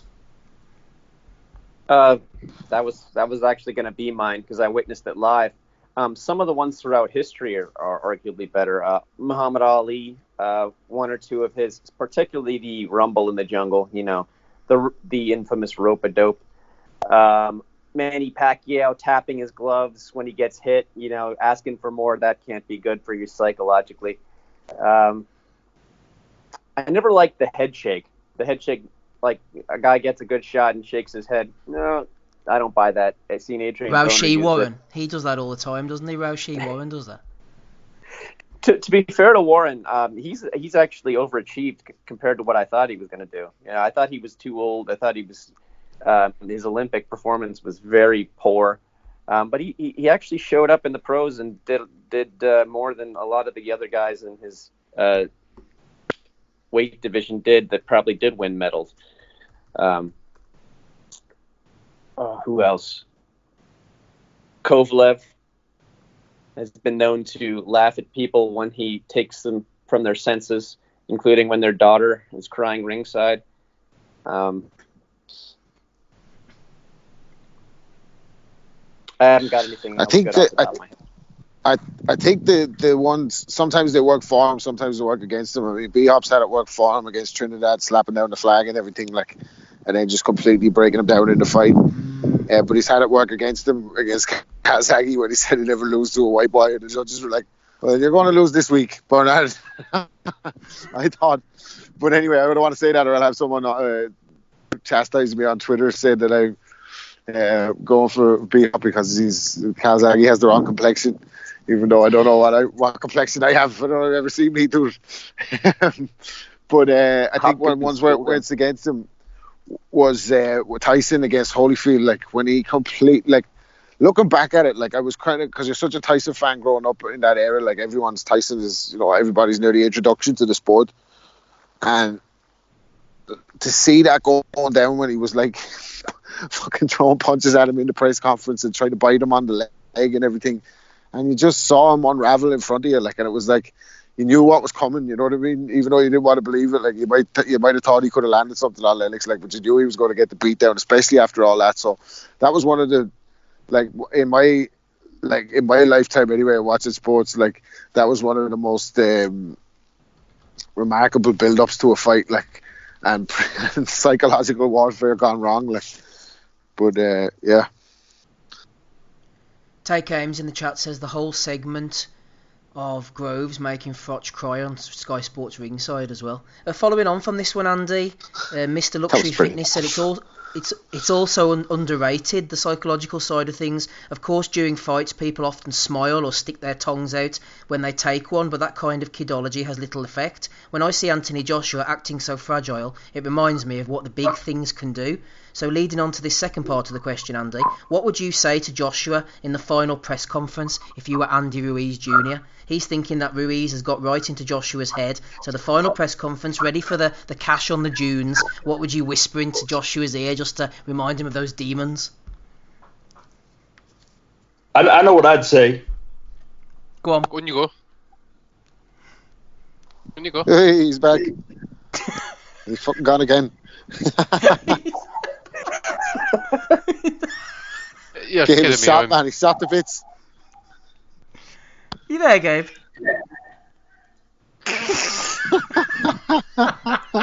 Fuck. How about now? Yeah. Yeah, so I'd use the old Michael Katsidis line. What are you looking at? What are you looking at? I remember that one. Who was he fighting the games at? Marquez? Guerrero. Guerrero. That was, I don't know why. Another night. It's one of the best ones I think I've seen. It's just like right before, and then it's, I mean, I don't know what that's supposed to do to a person. I was just really that particular one. I remember Floyd did quite a good one on. on.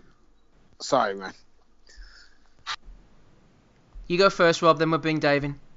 I remember Floyd did a kind of good one on Ortiz the day before the weigh-in, or the day of the weigh-in rather, where he'd been calm for the whole build-up, and then just started pushing his finger into Ortiz's neck and everything, like, and you could see him fucking losing the plot at the and he was like, I have this fella now, like, and then of course more than psychological warfare when he finished him with the cheap shot, like, so that was a kind of good one. Derek Chisora liked a bit of antics. Do you remember when he was fighting against Carl the Fridge Baker on Valentine's Day, and he comes to the weigh-in or the final press conference with a rose, and then he grabs the fridge and gives him a big kiss on the lips. Classic Chisora. Well, Dave, did you have anything to add in just before Ozzy comes on, and then we'll move on? Andre Ward was saying something in his commentary yesterday about psychological warfare, but he did it more in the ring. He obviously was not a big shit talker. He was saying about how you have to show constantly and every round that you're not given an inch and that you're stronger and that you're there to do damage, and that it was all about like feeling the opponent's strength on the inside and whatnot. I thought it was a good little tidbit. Andre Ward, obviously a very psychologically solid fighter, and if anyone knows about it, he does. Also, this started with Andy Ruiz.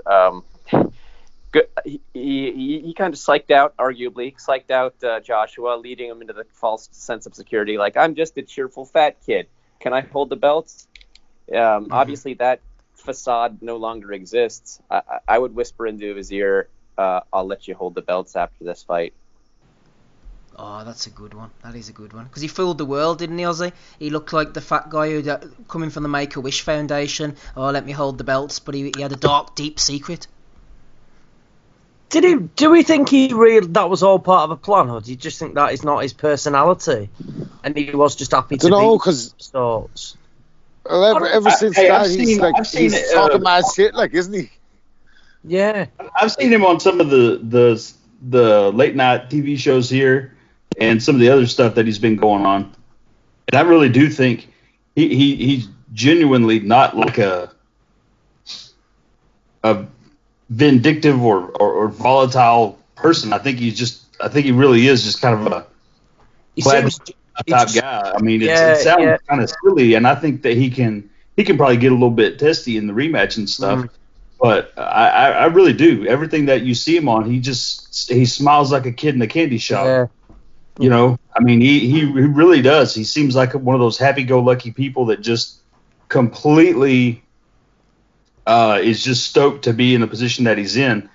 And even if he had the opportunity to gloat over Joshua, I still don't think he'd do it. I mean, even at this point, even if the promotion at this point for this fight turns nasty, I don't believe that he would. I just don't think it's his nature or his character to do that.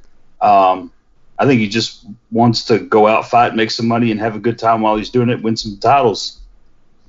I think Joshua will wind himself up throughout this process. The press conference, I think it's a press conference tour either next week or the week after, Saudi, America, and the UK. And they're going to be quite interesting, and I'm really keen. I mean, Joshua's tried to change face a little bit, hasn't he? And he's gone on, like a bit of a rampage of slagging people off and gone heel, if anything. And it's going to be interesting to see what he says at the press conference. I've no doubt that Joshua will bring up Ruiz's lifestyle since he's won the belt. Like he's having parties with, like naked women bringing food to him and, like big bottles of champagne and buying cars and things like that. But I think Ruiz has played a blinder in a sense that how wound up has Joshua and Hearn be in regards to this? They've said they're calling the shots and they're going here and they're going everywhere. It was going to America because they wanted it there. It was going to the UK. It was adamant it was going to the UK. And where's it ended up now? Saudi Arabia. I think Ruiz will just play it cool, and I think that will get on the wick of Joshua. Don't think he needs to say anything silly. I like what Dave said about the belts, but I think Ruiz will stick to his own game, do what suits him, and I think that will just rile Joshua even more. I'd actually get a little video put together or something like that and just repeatedly show that big left hook or of him in the corner, like moping about, or what do I do now? What do I do now? I'd highlight the little shortcomings that he showed in the first fight, and I'd try and pick up on other things of what he said previously, and how he was going to. I think he said he was going to absolutely flatten and destroy Andy Ruiz. I'd follow that video with a replay of the big left hook that dropped him and then it got waved off in the corner. I'd just personally abuse him, really, and wind him up. Because Joshua's shown himself that when he does get riled, he loses control then. He's a guy that likes to be in control, and at the moment, he isn't. Yeah, that's a really good point. Yeah, should get you in, psychological Aussie in the corner, sorting out Andy Ruiz. Final question over on the Patreon was from Joe Griffiths. He said, I know it was years ago, but why was Hay Chisora only 10 rounds? Well, the British board had nothing to do with it, did they? Because Chisora and Hay had that ruck out in Germany. The board said they weren't going to sanction it, and they ended up taking, was it Upton Park? I think it was in the end. And the Luxembourg Boxing Commission. Yeah, the Luxembourg. Yeah, that's why it was a 10-rounder. For Joe, Radio Luxembourg. Radio Luxembourg. Andy, Terence Crawford, December the 14th, looking at a fight against this Kowalowskis, the Lithuanian. It's not great fare. I think Crawford will absolutely wipe the floor with him, but all the best fighters are across the street. Yeah, everybody knows this. Saying that, I forget where I read this comment or if I actually heard this comment, but I'm sure I've seen it last week about that Bob Arum actually has face-to-face conversations with Al Heyman. I found that fucking staggering, by the way, if that's true, because all he does is just burn the guy, slag him off and stuff like that, and he's had lawsuits out against him and stuff. I just found it quite fascinating that they're supposedly in talks and that, but which probably, if it's true, it can only be a good sign, because it's one of the fights we want to see. Welterweight division's always one of those historically great divisions, and I think it would be a great fight, Crawford and Spence, because they're I wonder, could they do a co-main? Could they do a co-main with Fury and Wilder too? That's the only way I could see it maybe getting done with cross-promotional situations or whatever. But Bob Arum's a legend. He's a fucking legend. Hearn said that about him as well. He said he'd slaughter him in the fucking press conference, and then he'd be like, we sit down and talk about this fight. Like, he doesn't give a shit. Like, he just fucking says whatever's on his mind. You see that clip with him, by the way, where he said, they're asking him what his favourite weed strain is, and he's like, well, if an indica will give you a nice upbeat, but a sativa will put you to sleep, and I like taking the candies. This motherfucker's taking edibles at 87 or whatever age he is, getting on flights to Japan. He's a fucking rock star, Bob Arum. He do what he wants. He does what he wants. He does what he wants. When he got off, or when he arrived at the arena last night, he looked totally blazed out of his mind, just waddling in. And then after the fight, he was being interviewed by one of Sky's people on the mic, and he had to remember Teofimo Stevens' name. The guy with the mic was like, so Lomachenko could fight the winner of Comey and and to be fair to him, I felt bad, because this is something I do sometimes. I forget fighters' names. Last week, I forgot Alvarez's name when talking about him as a previous Kovalev opponent. The unfortunate thing for this guy was he was in front of like thousands of people and on TV. But Bob quickly saved him. He's like, Stevenson, Teofimo Stevenson. So Teofimo Lopez, you maniac. You just did it again. Oh. Teofimo Lopez.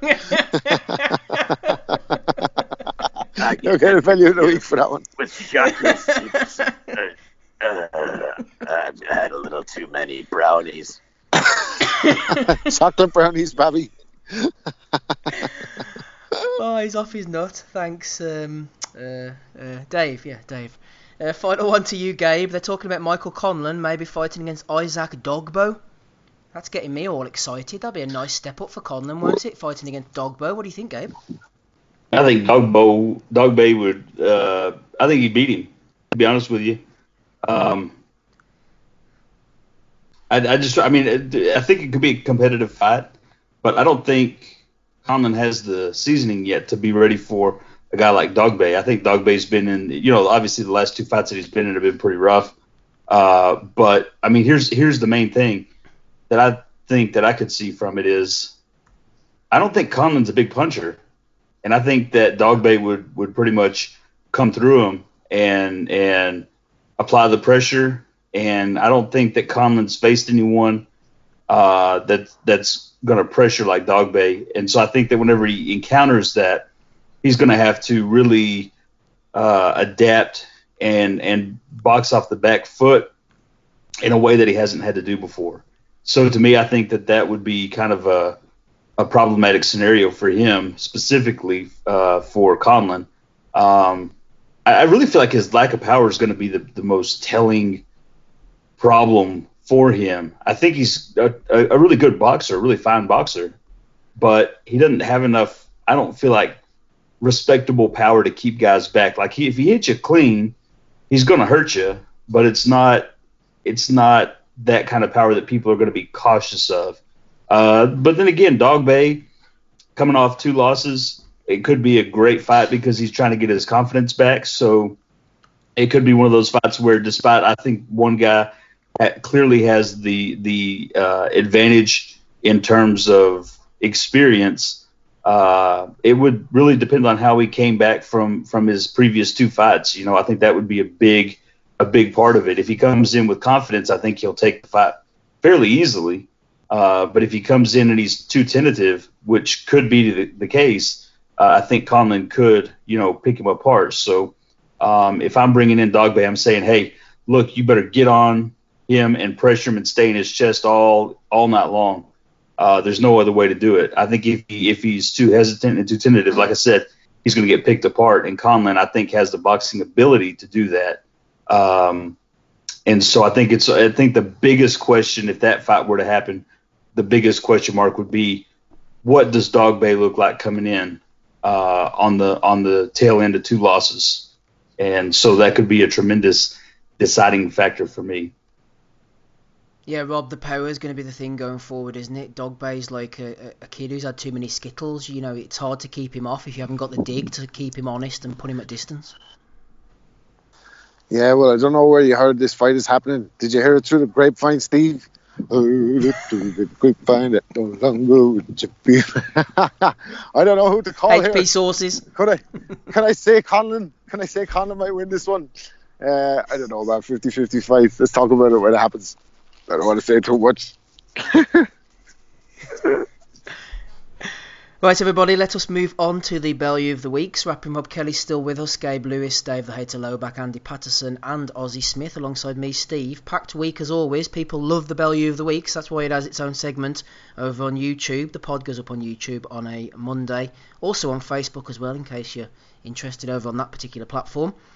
One that I forgot last week was for Bunsey. A few people put in for Bunsey, just a little bit too late. He had a bit of a mare interviewing Anthony Yard after the Kovalev fight, apparently.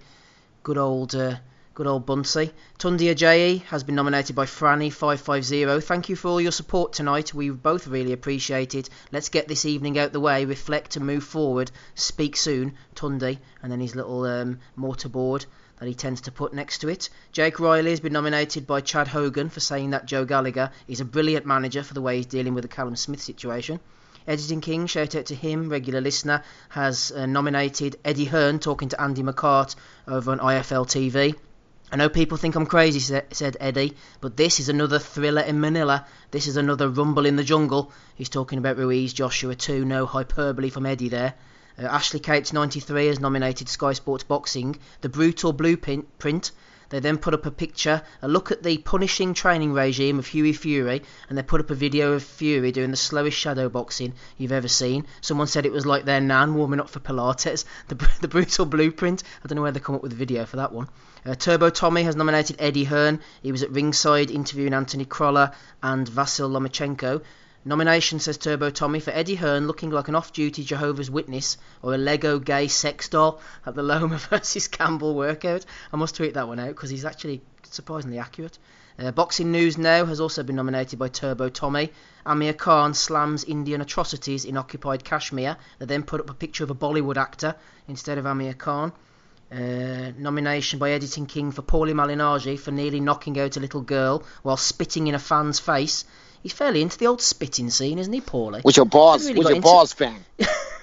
What's with the spitting, Rob? It's not my cup of tea. What do you want me to tell you? What do you want me to tell you? Paulie Malignaggi, what do you want me to tell you? He does have spitting form. He was spitting at a lorry once before that low ball fight. Spitting immies.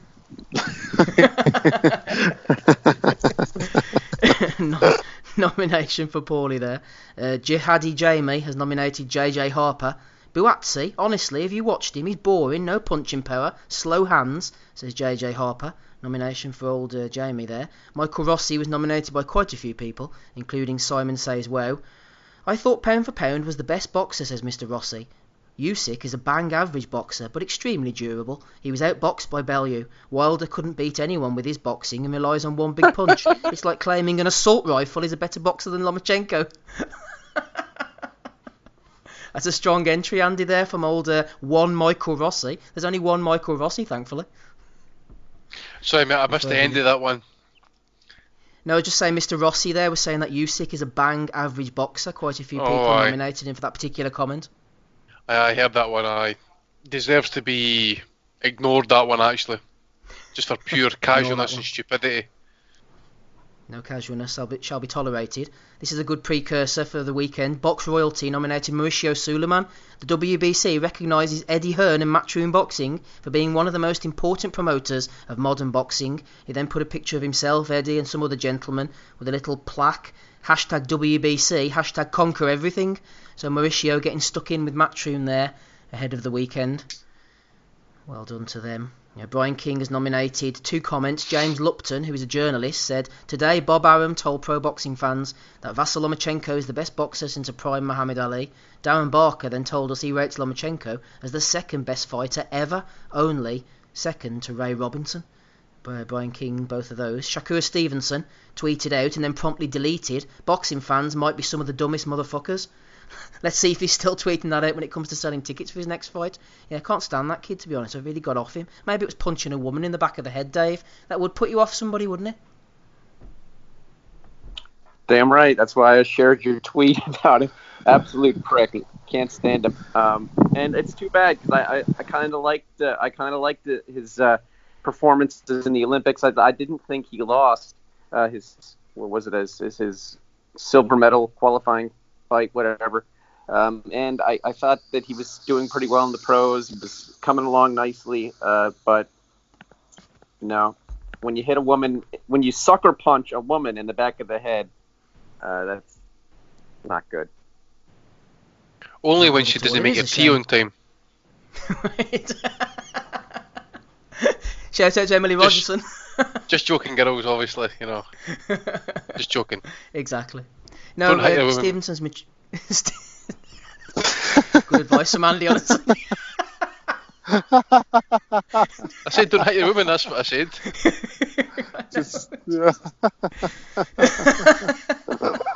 Treat them with respect at all times. Hold your tongue when she starts mouthing back to you. Right, but bide your time. Bide your time, boys. You see you doing it, doggy, and that just kind of start pulling faces. Nag me now, bitch. There was a guy back in the old school days from Wexford, and his woman was the tough bit of stuff, like, and he was wanting to go for a pint, and he was in the pub with her brother, and he was like, I better go home. And the brother said, listen, that's my sister. If she gives you any stick, just go home and hit her a box. Come back out, be fine. And the next day, the senior man with a black eye, he said, what happened? He goes, you never said she was going to fucking hit me back.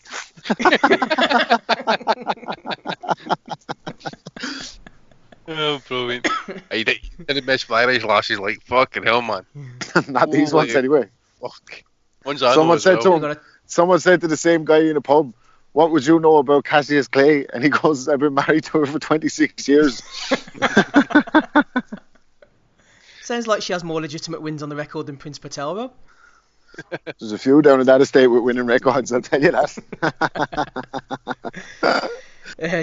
Joe Ringer has nominated Spencer Fearon, and he descends further into madness. I've slept with Joe Gallagher, says Spencer. Spencer X reveals sordid facts about his sex life in recent IFL interview.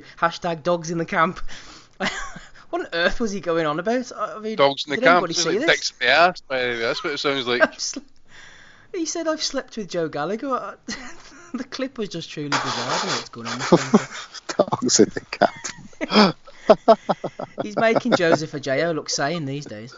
I think Spencer's found the smoking version of fucking glue or something like that. He's got to have. Inhaling links. Guy's insane, man, these days. We should have nominated Joseph a couple weeks ago when he threatened to kill Brian King. That was funny as hell. That's true. He told Brian King he'd never lose to a white boy.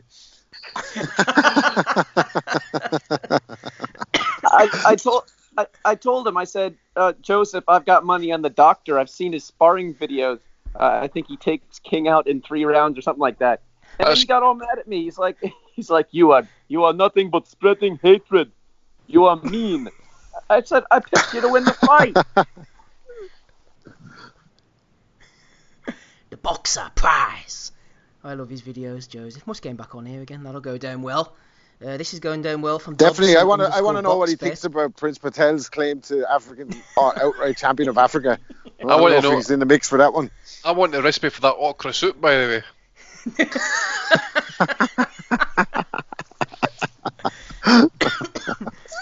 Oh man, get the doctor back on. Former pro boxer. Anyway, Matt has nominated Floyd Mayweather. Like a true entrepreneur, the main man's branching out from the Windows business. I'm not quite sure what he's advertising here, but there's a big billboard. Oh, aye. So chicken or something like that he's having.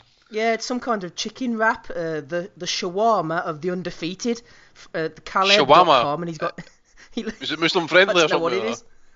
I'm not sure, but he has the Caleb t-shirt on, like he's working behind the bar anyway. Then he's got the little kebabs or whatever it is in his hand, and it says Mayweather in big orange letters above it. So there you go. He's advertising kebabs now. Good old Floyd. Upgrade from Windows. Chad has also nominated London Gooner, normally Slate Hearn, but from an exposure point of view, that is absolutely genius. Fair play. He's talking about getting Billy Joe Saunders on the undercard of those YouTubers. Davey Taggart has nominated True Geordie. Lennox Lewis is jealous of AJ because he's actually English, says True Geordie. This heavily tattooed, overweight gentleman talking about the AJ Lewis spat. Chad has been going back and forward with the Guru, El Guru 12.0, formerly on the pod, now retired, quit on his stool. I added to draw, Huey blew it late after building a good lead, said the Guru, talking about Fury against Povetkin. Casual and Proud has nominated Sky Sports Boxing for putting Victor Lachlan as English. He's more Scottish than Iron Brew, says Casual and Proud. Simon says wow. The King of Wolverhampton says Andre Ward just compared Shane McGuigan to Angelo Dundee, Bellew of the Week. Simon Alavey, Bellew of the Week for the WBC for ruining my bet. He had Martinez as a very live underdog at 3-1. Thought he'd won some money, then all of a sudden, seconds later, he hadn't. Sean Miller, Malignaggi, Bellew of the Week for his scoring to do with the Fury fight. This is one from you, Andy. State of this cunt. Describe him any way you want. Sebastian Fundora seemed to be annoying you a little bit there. Nomination for Bellew of the Week. Do tell us more. I do have some shitty hat on or something like that. Oh yeah, flip me. That's the state of it, man. Hat, wasn't it? Ken, see if you actually got the full picture of that, by the way, you could actually say that guy would be. What do you call those fucking things? Those umbrellas that you stick in the fucking into your table when you're sitting having something to eat. You call them again? Parasols.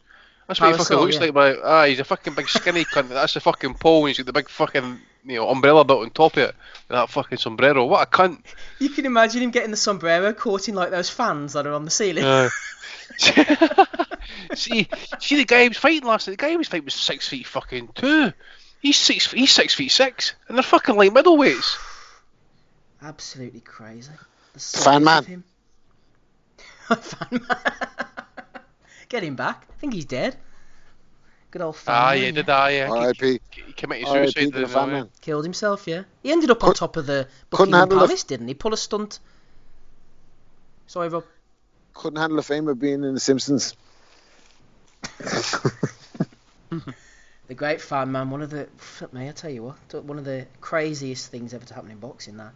Anyway, Toby Hines has nominated. Who is he nominated? Clarissa Shields. She's talking about taking Lomachenko's record. There's 22 active fighters in your division, 1,750 in Loma's class. Not sure if they are actually comparable achievements. The 8th ranked lass in your class has a record of 7-5-1. The 7th has a record of 8-12-4. Worthy or not, Bellew of the Week, says Toby Hines.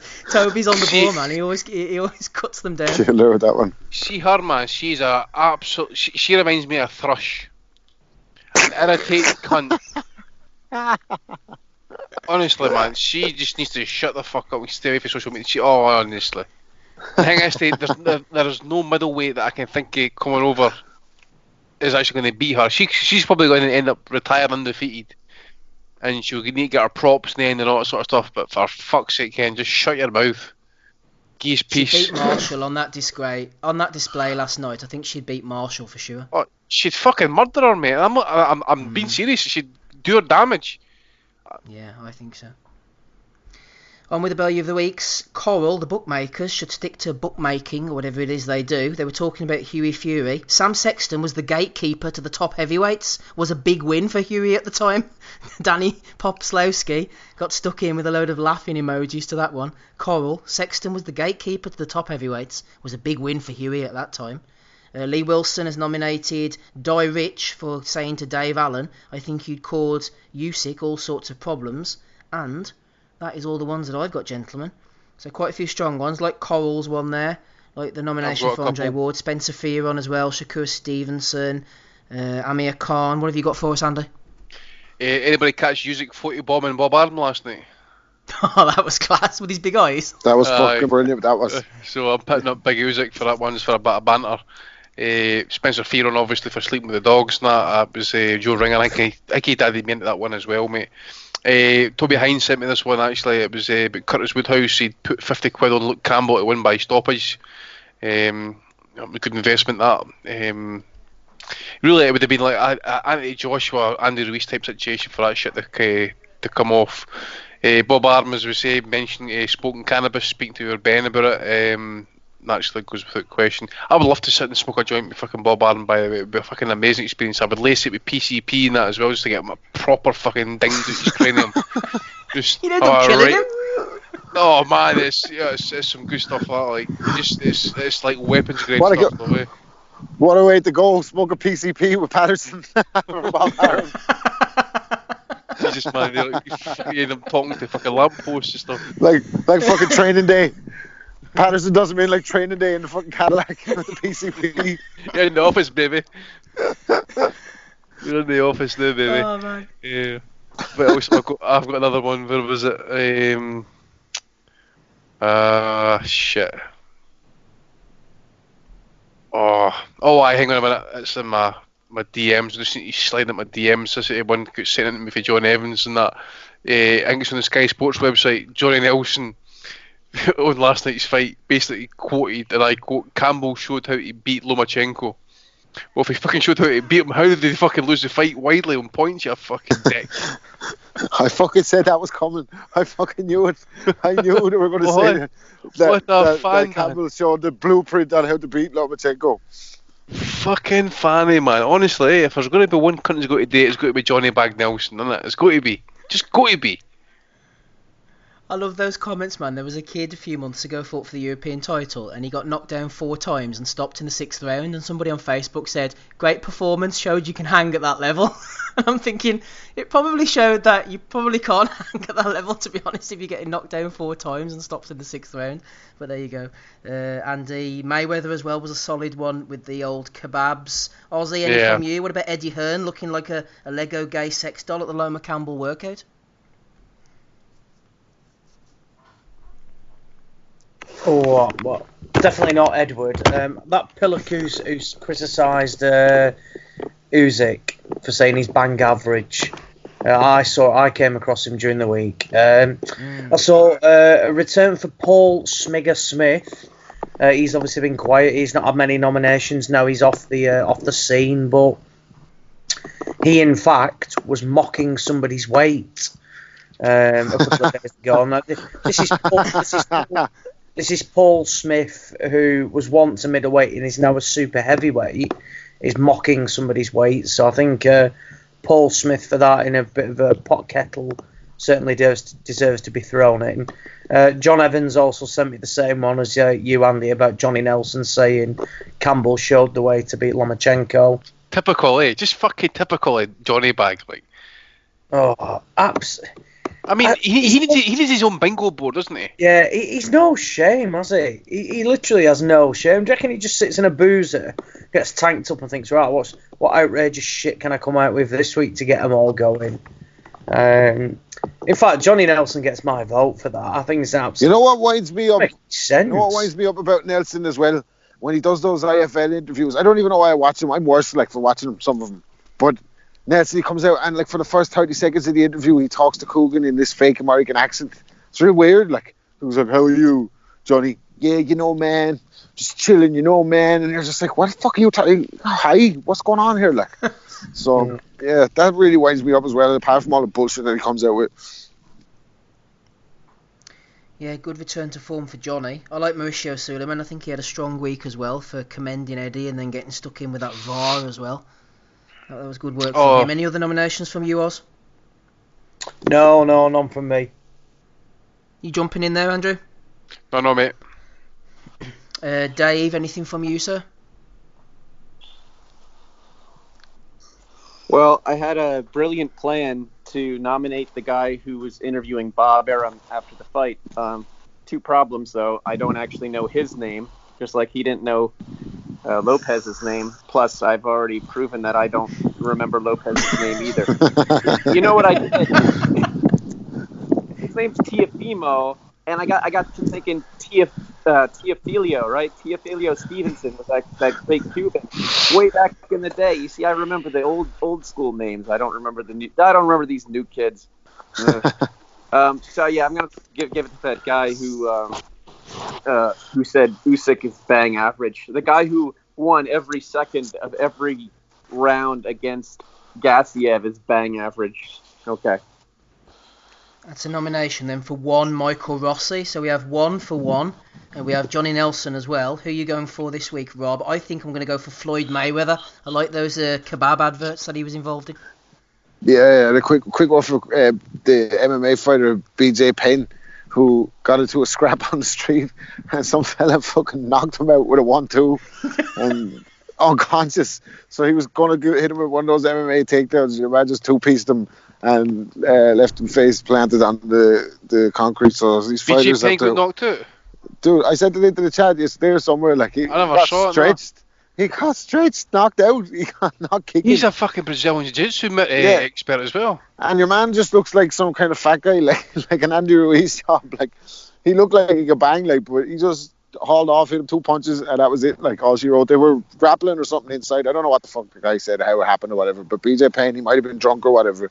But he went to go for one of those things. I just hit him, bam, bam, dropped him. So that was kind of good. But yeah, definitely Mayweather for the kebabs. Because that's the way he's going to say kebab as well. Like, I think these kebabs, smart investments, you know what I mean? So he's making those smart investments, still endorsing kebabs and aluminium windows. You buy one and you get one free. Next week he's selling jacuzzis. Oh man.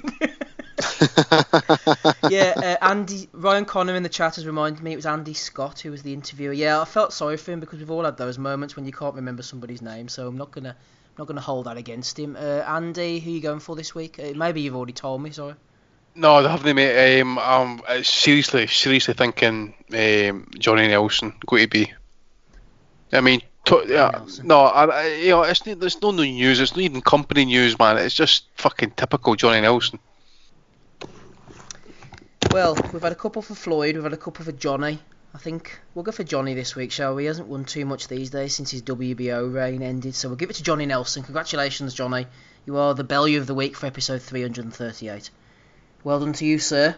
Let's get out of here then, everybody. I think that's all that we have for this week. Thank you to everyone who's jumped on the chat, everybody in the chat as well. A good solid 86 at one point. They're catching up with us on mixler.com/Boxing Asylum. Get us on YouTube, Facebook, Bitchute as well. Been putting it up over there. All for 2 listeners last week were listening. Welcome to you. Rapping Rob Kelly was with us tonight, so was Dave the Hater Lowback, Ozzy Smith, Andy Patterson. We also had Gabe on earlier. We had Adam Smith as well, complete with his son. I'll catch you all again, same time, same place next week. I've been Steve Wellings. Bye.